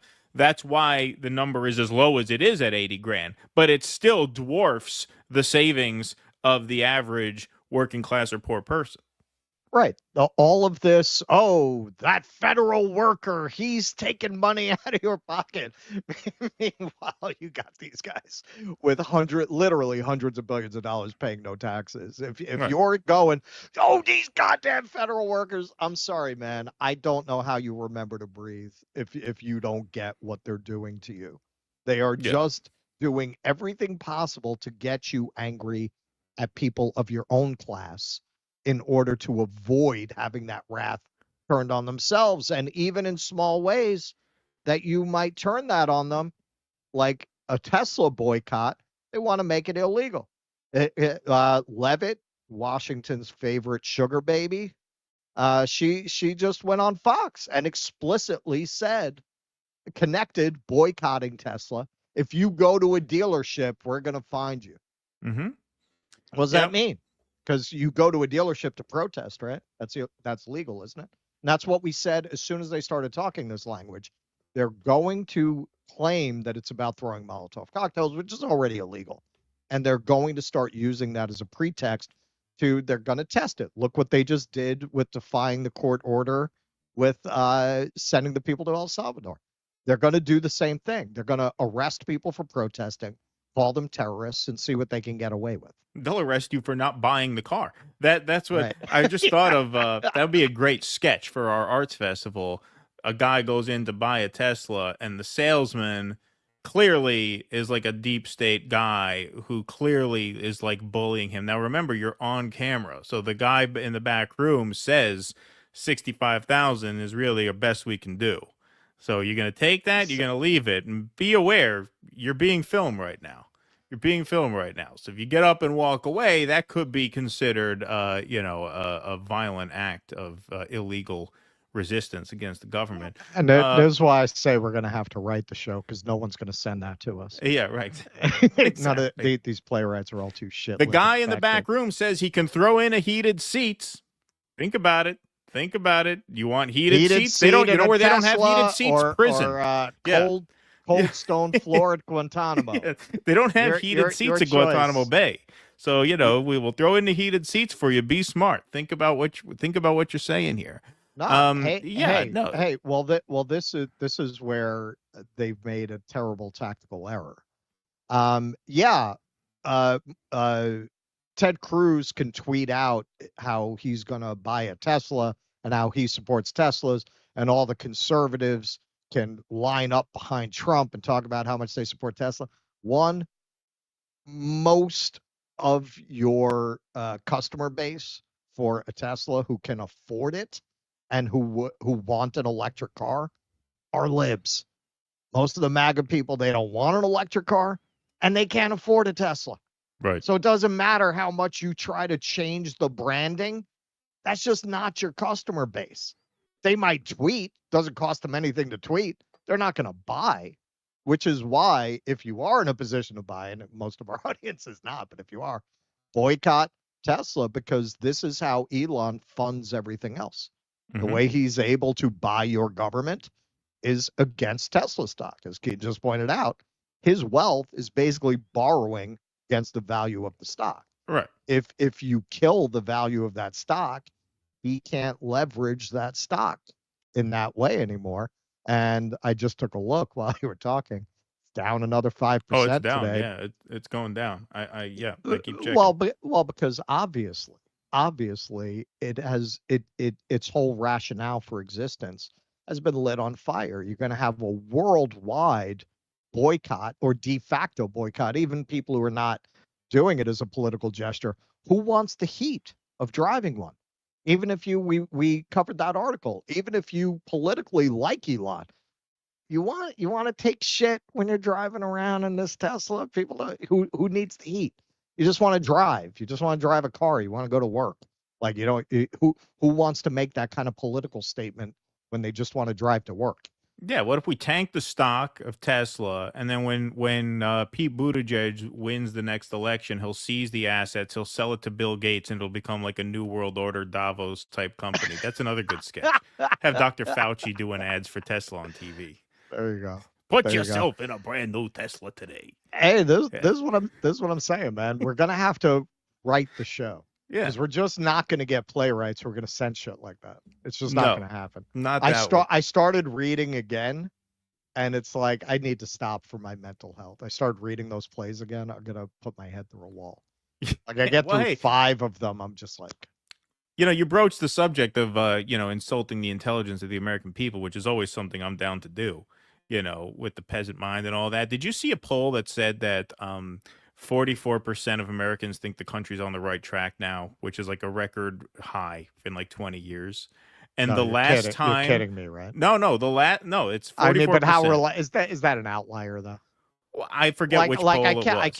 I cannot imagine with the tariffs. Oh, but here's amazing. Inflation, So the consumer confidence is collapsing. Like I can't imagine that's not an outlier. Well, when for this particular polling outfit, the last time it ranked that high was January 2004, which was 10 months into the Iraq war, which, I mean, I'm sorry. What does that say about the country? They had 10 months into the Iraq war. They're like, yeah, we feel great. We feel great about the way things are going. Similar times now. All right. Sparky, thanks for the $10. I think since she got back from India, Tulsi has backed the U.S. attack on Yemen. But having a military background, she would provide a united public front and argue any disagreement behind the scenes. Sparky, listen, if you want to keep throwing $10 at us at a time, arguing that Tulsi is against the Yemen strikes. When was the last time you got pussy, Sparky? Come on. Don't bullshit a bullshitter. Don't pretend you have sophisticated political reasons for fucking kissing Tulsi's ass. Come on, man. You need to go out more, man. Sparky, thanks for the $10. Cost plus has long been the way military contractors are paid. Do you really want to mess with tradition? How dare you ruin our precious cultural heritage? Just how woke are you? Thank you. That came in with Clinton, actually. Yeah. According to the More Perfect Union video, which I would highly recommend. That was like 2 videos ago. Nice. Savita G, thanks for the $1.99. Tulsi wore saffron color jacket to India trip. Hint. Brandon Guillory, of course the U.S. doesn't rebuild its de facto satellite territories. Look at the state of the home nation over the past half century. Ukraine is next. Yeah, good point. Michael Castillo, thanks for the $5. I just visited Fordham University. Vince Lombardi went there. Now I'm headed to Yankee Stadium. Ah, beautiful. All right, cool. I think you could take tours of Yankee Stadium even in the off season. I don't know if you are. Sparky, thanks for the $10.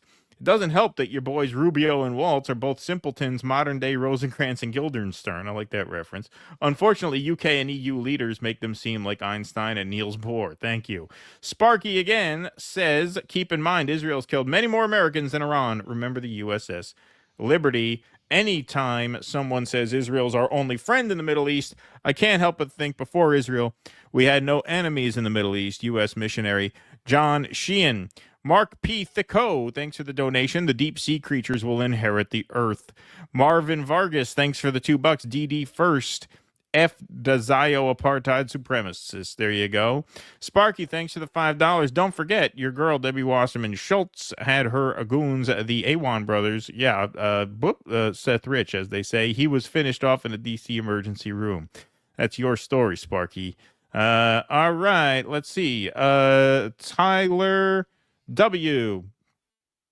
Saw JD in Baltimore 2 years ago with Lee Camp as opener. Oh, $49.99. Awesome. There you go. Where's the yeah, there you go. Yeah, let's get the cowbell there. It was awesome. Saw JD again last Friday. Way different. Made a white supremacist joke about 6 people in the front Zig Heiled, and JD said nothing, seemed to have no problem with it. Disappointing. What, he tells Nazi jokes? He has Nazi jokes in his set? No, that'll be interesting. That'll be interesting. I'm having he had 6 people Zig Heil in the front audience. All right. Well, I'm seeing him in co-host in 2 weeks, so I'll see. Well, I'll see. You should Zig Heil. That'll really throw. I should Zig Heil, but the problem is I'm sitting in the balcony, so I won't be visible. So if I Zig Heil, nobody will see it. I do have front row balcony though. I have front row balcony, so the people in the balcony will see it. Yeah, I didn't get the floor. The floor was sold out. Sparky, thanks for the $2. Denazify Israel. You didn't have Jimmy comp you? He would have comped you. I don't like to ask for a comp. I figure that's rude. I mean, I'm sure I'll look. Maybe as long as you go there, maybe I won't even sit in the seat. You know, I'll text him I'm going to go. I'm assuming we're going to meet up or something. I don't know if I'll get to spend much time with him because he's got 6 shows in a row. He's going first through the 6. He's got a different city every night. So I'm assuming he's kind of coming and going the same day. Yeah, because he's in, I think, Atlantic City the day before, and then he's in Rhode Island the day after. And he added 3 more dates at the beginning of the month. So it's 6 shows in 6 days in 6 different venues. So I don't know how much time I'll get to spend with him. But, I mean, maybe I won't even sit in the seat. Maybe I'll watch it from the side of the stage. Who knows? That's up to him. I don't like to be presumptuous in that way and, hint that that's what I want. But it is what I want. I mean, it's not. As long as the subject came up. It's not. It's really not that big a deal, man. That's not a heavy lift. No, I know. But I think the polite thing to do is to buy a seat. And hey, maybe I won't end up using it, and somebody who needs a ticket, because I'm sure it'll sell out. Maybe I'll give it to them. Maybe I'll do it. I promise you, Jimmy finds out you paid for that seat, he's gonna go, "Why'd you pay for the seat?" Well, we bought tickets to his show the time when we didn't know him. Well, we knew him. I mean, we kind of knew him at the time. All right, guest hosting the show. All right, I just think it's anyway. He watches the show. I'm sure I'll get a text if you're right, and he thinks and he's offended that I bought a ticket. Then I guess he'll message me. See, I'm not good at these situations. See, this is why I don't participate in society. Because I don't know what the etiquette is in a situation like this. That's why you like Seinfeld so much. Yeah, exactly. This is why I like Seinfeld so much, because I sympathize with that dilemma. Okay, so you're friends with comic who's coming to town. Is the polite thing to do to buy a ticket, or is it impolite to buy a ticket because they'll be offended that I didn't expect to be comped, right? Like, what is the polite? What is the friendly thing to do versus the polite thing to do? Is there a difference between doing the friendly action and the polite action? Does the fact that I'm friends with him give me license to be impolite? Right? Because it's impolite to assume. But it's not impolite because you're friends. This is what I mean, right? The fact that you're friends you're not makes what would normally be an impolite action. Guest host of the show. I understand. So this is the point that I'm trying to make. The fact that I'm friends with him means that what would normally be impolite is now not only polite but probably proper, right? It's probably proper for me to assume that he's going to comp me, right? But see, it's hard. See, these situations are very challenging for me. This is why I stay home most of the time. I've spent more time with people, so when you're confused about things like this, text me. Yeah, see, this is why I don't. I'll let you know. Yeah, this is why I'm a podcaster, because this kind of stuff is just it's a lot of anxiety. It's a lot of George Costanza type. What do I do, Jerry? Do I buy it? Do I ask him to comp me? Do I expect to comp or do I buy it? Yeah, you don't exactly. assume, Jerry. You don't assume he's gonna comp you, Jerry. It's rude. But yeah. So that's how that'll go down. So anyway, yeah, that I'll be sig heiling from the balcony. Maybe. Or maybe from the stage. I'll get him in trouble. Denazify Israel, says Sparky. Thank you. Come on, guys. You know the peasants would just spend it on liquor anyway. There you go. Thank you, Sparky. All right, we got here we go. Bank robber is the better analogy, and not because Jews are bankers. Yeah, there you go. Yes, I think bank robber was a good analogy there. I know what you're saying. It's Vito P. Israel's Secret Service is supposed to be the best in the world at finding and capturing its enemies, yet they can't go and find Hamas. Cancer sucks. You guys rock. Well, obviously, yeah. I mean, obviously. You might make a case for the U.S. winning the Iraq-Kuwait, but hell, the Boy Scouts of America would have put up a tougher fight. Cancer sucks. You guys rock. Thank you, Vito. Appreciate that very much. All right, we got one more segment on the day, and then we will take your remaining Super Chats and Rumble Rants, and then we will close the lights on the stream. So go ahead. One more song. One more song. All right. Whoever heard of the auto pen? Well, we heard of the auto pen. We're politics geeks. All right. Trump tends to take his cues from these conservative figures and think tanks. So it was kind of brewing in that ecosystem that Biden's executive orders and pardons should be rescinded because of the pen and because of his cognitive state. So an attorney general here, I think from Missouri, tweeted this out. I am demanding the DOJ investigate whether President Biden's cognitive decline allowed unelected staff to push through radical policy without his knowing approval. If true, these executive orders, pardons, and all other actions are unconstitutional and legally void. Not very long after, perhaps coincidentally, probably not, Trump picks up that ball and runs with it.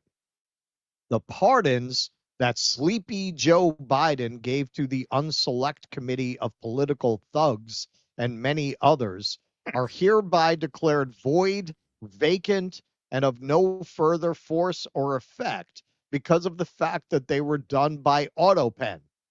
In other words, Joe Biden did not sign them, but more importantly, he did not know anything about them. The necessary pardoning documents were not explained to or approved by Biden. He knew nothing about them, and the people that did may have committed a crime.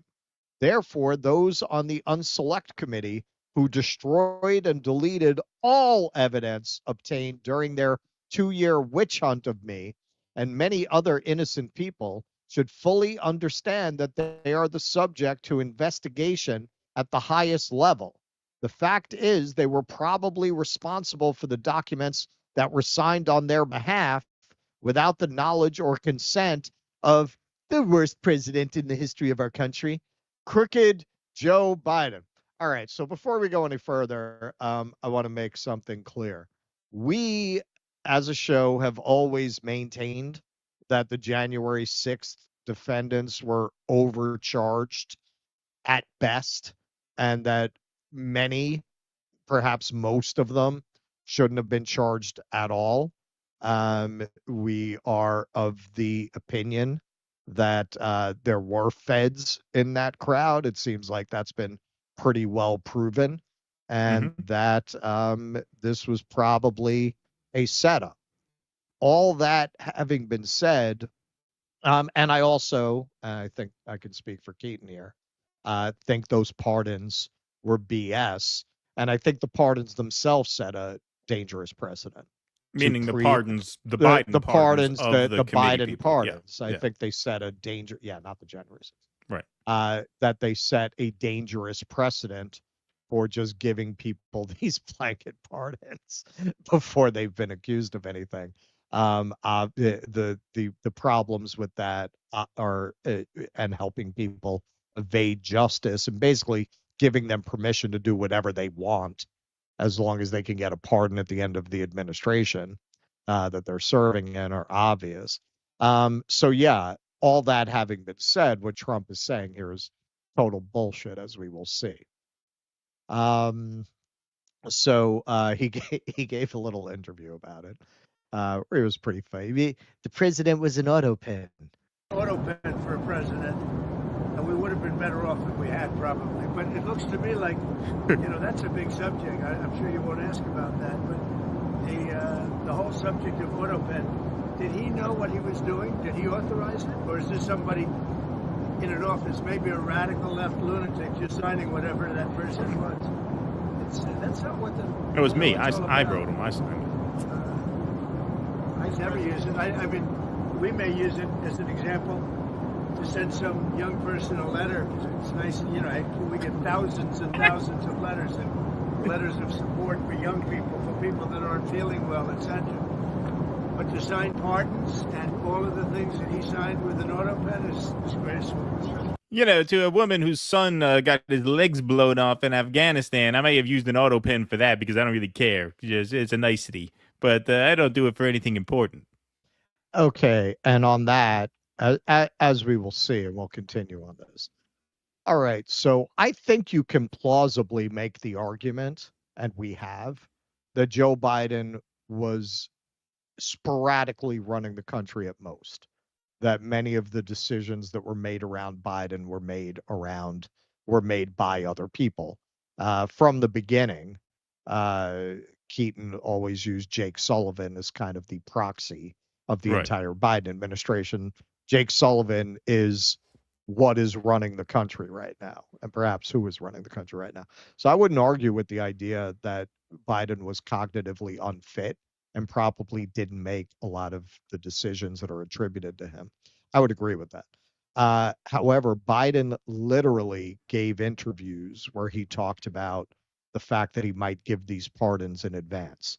So this is one particular thing where if that's what you're going to predicate your case on, you don't have much of a case, as we will see when Washington's smartest sugar baby, Carolyn Leavitt, was asked about this at the White House. If the president was even consulted about his legally binding signature being signed onto documents. And so I think it's a question that everybody in this room should be looking into, because certainly that would propose perhaps criminal or illegal behavior if staff members were signing the president of the United States autograph without his consent. Is on the record talking about issuing preemptive pardons to these people. But was he aware of his signature being used on every single pardon? That's a question you should ask the Biden White House. Is there any evidence on that he wasn't aware of it? You're a reporter. You should find out. Okay, Sean. so I have a question on the... Okay, you should find out. We're making the accusation, but you should find out and let us know when you find out something. Professional Dunning-Kruger victim Patrick Bet-Davis pulled this out of his ass, clearly with no knowledge of what he's talking about, as usual. This is bad news for Fauci. Hold on, Miley. let me do this. I do a good Patrick Bet. This is go bad ahead. news for Fauci, Milley, J6 committee, and Biden's family members. That's the how you do Patrick Bet David is every S is S. You don't every S. An auto pen can be used by precedents for administrative documents, but pardons require a wet signature by the president. All right, so that's very specific for something that is completely made up. Like, that's completely made up. There's absolutely no basis for that claim at all, but it sounds legit because he says, wet signature. It sounds like he got it from somewhere. He got it from his wet ass. That's where he got that from, the wet signature bit. Why Trump can't void Biden's pardons because of auto pen. According to the U.S. Constitution, the president has no such authority to overturn his predecessor's pardons, especially not based on the type of signature, legal experts say. Quote, the Constitution doesn't even require that the pardon be written. So the idea that the signature is by auto pen rather than by handwritten signature seems not relevant to the constitutionality, because Article 2 just says that the president has the power to pardon, says Bernadette Myler, a Stanford Law School professor and constitutional law expert. So we probably don't have a lot of them left in our audience at this point. But for anyone who takes Patrick Bet David seriously, just remember how confidently he claimed something that has absolutely no it's not even like you could possibly interpret it that way. No basis in fact at all. Well, no, our Auto first coverage of him was about the UPS drivers. Can you Right. believe they make a $49 an hour? No, they don't make No, that's they the don't. top They rate don't. under the Right. new contract. Yeah. AutoPen is an electronic signature that allows individuals to sign a document without physically being there. The signature mimics a handwritten signature, but is done by a computer. A vast number of statutes and other documents have been signed by AutoPen, experts say. For instance, former President Barack Obama signed a national security measure via AutoPen while he was in France. Myler says that if presidential pardons were to be invalidated because of an AutoPen signature, that could bring into question other policies that were signed by such measures. Quote, when so much is being automated and put online, requiring some literalness in the signature really would be a step backward, she says. A 2005 guidance from the U.S. Department of Justice noted that a president does not need to personally perform the physical act of affixing his signature to a bill he approves and decides to sign in order for the bill to become law. Rather, the president may sign a bill within the meaning of Article 1, Section 7 by directing a subordinate to affix the president's signature to such a bill, for example, by AutoPen. But aside from criticizing the use of the AutoPen, Trump also appears to be undermining President Biden's cognitive ability at the time such pardons were issued. If Trump were to try to prosecute someone who received a presidential pardon, experts say the case would likely go to courts where Trump's actions are unlikely to stand. Quote, I can't imagine the court saying that it wasn't a valid pardon because of the AutoPen issue, says Myler.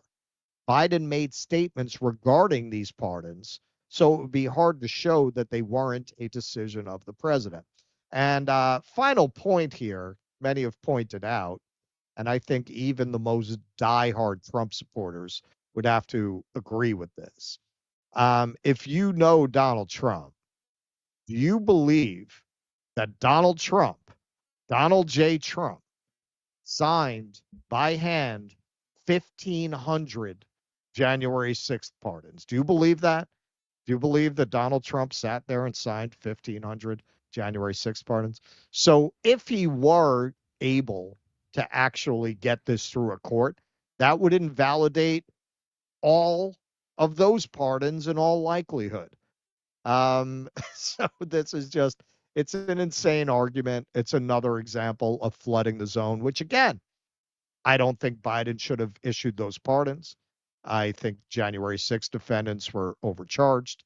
All of that is true, but this is another example of the Trump administration trying to see what it can get away with in regards to ignoring the law and the Constitution. Well, I mean, it's such an Eric Cartman thing to say.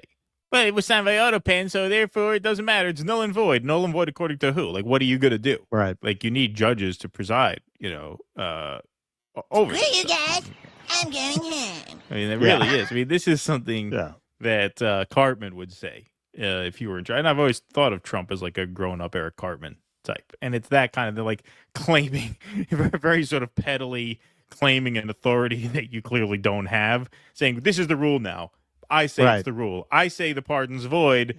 What is the follow through there? There really is none. It's just, I mean, it's shit talking, I think, at the end of the day. But it's a funny example because it's an example that, it is an insight into his psyche where, in his mind, he really wants the ability to just declare something done because he has declared, well, the pardon's void. It doesn't count. Right? It's like if you lose a basketball game. Oh, that last shot doesn't count. You were over the line. You were out of bounds. Whatever. I say it. It doesn't matter whether a referee will enforce it. If there's no referee here to enforce it, I'm just going to insist that you participate in my version of events. And that's kind of what this is. I don't see how it's at all an enforceable order. to say, well, I don't think they're even going to take it to court. I Yeah. think they know they don't have a leg to stand on when you've got Levitt telling the reporter to go find the evidence for Right. their own claim. Right. And clearly they're just talking shit. But it is typical of what they've been doing. You know, they just ignore law and the Constitution and see how far they can push it. In this case, they can't do anything without going to a court first. So I think they're just not going to bother with this one. This is not one of their priorities like deportations. Right. Yes, indeed. Noah Goop, Kamala would have to do a false flag to do a war with Iran. Trump can just say he's doing peace through strength, and the lobotomites will get erections. Yeah, that's right. Yeah, I'll say it's peace through. He bombs Yemen. He bombs the poorest country in the world, and you got these fucking pieces of garbage. It's peace through strength. No, peace through strength would be not bombing Yemen. Yes, that would be yes. peace through strength. That would be an Bombing idea. is not Yes. peace through strength. Yeah. I remember Ron D. already speaking of it as an invasion and deciding to bust the migrants to sanctuary cities to teach Democrats a lesson, being complicit with the invasion. Own it. Thank you, Nina. Ken Texican, is Yemen the only country that is currently seeking to hold Israel to account, i.e. their violations of international law in Gaza? Yep. That's a sad statement on Israel's neighbors. Absolutely. Ken Texican, outstanding segment analysis concerning Shellenberger. Thank you, Ken Texican. Thank you. Appreciate that very much. RE, the Pentagon budget fail times 7, spoke to a relative whose special ops son saw a nice cash stack in Syria. During OEF Afghanistan, I believe some of that cash was considered coin funds. Thank you, Ken Texican. Nocturnal Human, Teslas boycott themselves by lighting themselves on fire. There you go. Snork Y2K, I'm considering buying a Tesla. Used ones are very affordable, and I am thinking of building my own solar array to charge it. Well, the nice thing about buying your own the nice thing about buying a Tesla Apparently, is they're very cheap now in the secondhand market. yeah, and well, the thing is, once you buy it, you are allowed to vandalize it, as I understand. Like, it's your property. You own it belongs to you. Right. If it belongs to you, they can't touch you for that. They can't touch you for that. So if you can get a cheap one, it might be fun, like a voodoo doll, like an Elon voodoo doll. You know? I mean, I mean, it would be an awesome troll if you just had the money to throw away, to like buy a Tesla, put it on your front lawn, and put a doll of Jeffrey Epstein and a doll of Elon. Right, exactly. Yeah. That would be a good troll if you can afford it. Mike Judge's Office Space, Doge and Idiocracy equals Trump and the American public. Yep. You know, man, it is very funny you mentioned that. I never saw the movie. I just finished reading Capitalist Realism, and he references that movie a lot. So I just watched it yesterday for the first time. Oh, yeah. Yeah, Office Space was good. Yeah, it was good. Yeah, I haven't seen that in fucking probably 20 years. But yeah, it was good. I mean, no, it raises, and you know, he gets into that in the book. Like, yeah, it is a very good critique of modern capitalism, even something that seems superficial, like the Jennifer Aniston Flair thing. The point he makes in Capitalist Realism is, you know, this neoliberal idea that decentralization would lead to less supervision. It actually wound up creating more supervision, because now there are constantly these managers watching to see you conform to these standards on your own. So they're telling you, no, you have more individual choice, while really you don't have a choice. Well, why aren't you wearing more flair? He presents it really as a metaphor for how the whole neoliberal decentralized office space works. Right. Sparky, I'm with you on Tulsi, but thought it was worth noting that she may not have been around for the Yemen attack. That's possible, Sparky. Pete Sweet, thanks for the $10. Respect and disappointed in Greenwald Taibbi that put blind faith in Trump's second term, who now has no guardrails or barriers to act unrestrained. Hedges has always been consistent and had no illusions. Yeah, I mean, I wouldn't go as far as to say they've put blind faith. I mean, Greenwald has been extremely vocal about the Mahmoud Khalil cases. I knew he would be. And in Yemen and Israel, you know, that whole thing, he's been right on that since day one. Yeah, I mean, I wouldn't necessarily call it blind faith, but I mean, I do agree more with Hedges' view of it. I am more in his camp that yeah, I mean, to celebrate any of this is really short-sighted given their overall goal. Right. Teg Derp, thanks for the $2. Biden could easily debunk this so far. Crickets. Those who think Hedges is pessimistic. Well, before you run past that, let me just say that did occur to me. And I honestly believe whatever they were shooting him up with, they don't shoot him up with anymore. And also not having the responsibilities of the presidency to kind of keep him active and sharp. He's probably like half a vegetable now. But that doesn't mean he didn't know about the pardons then. Right. But I think there's a reason they're not putting him. You haven't seen a word from him. Yeah, man, I think he's on an all applesauce diet at this point.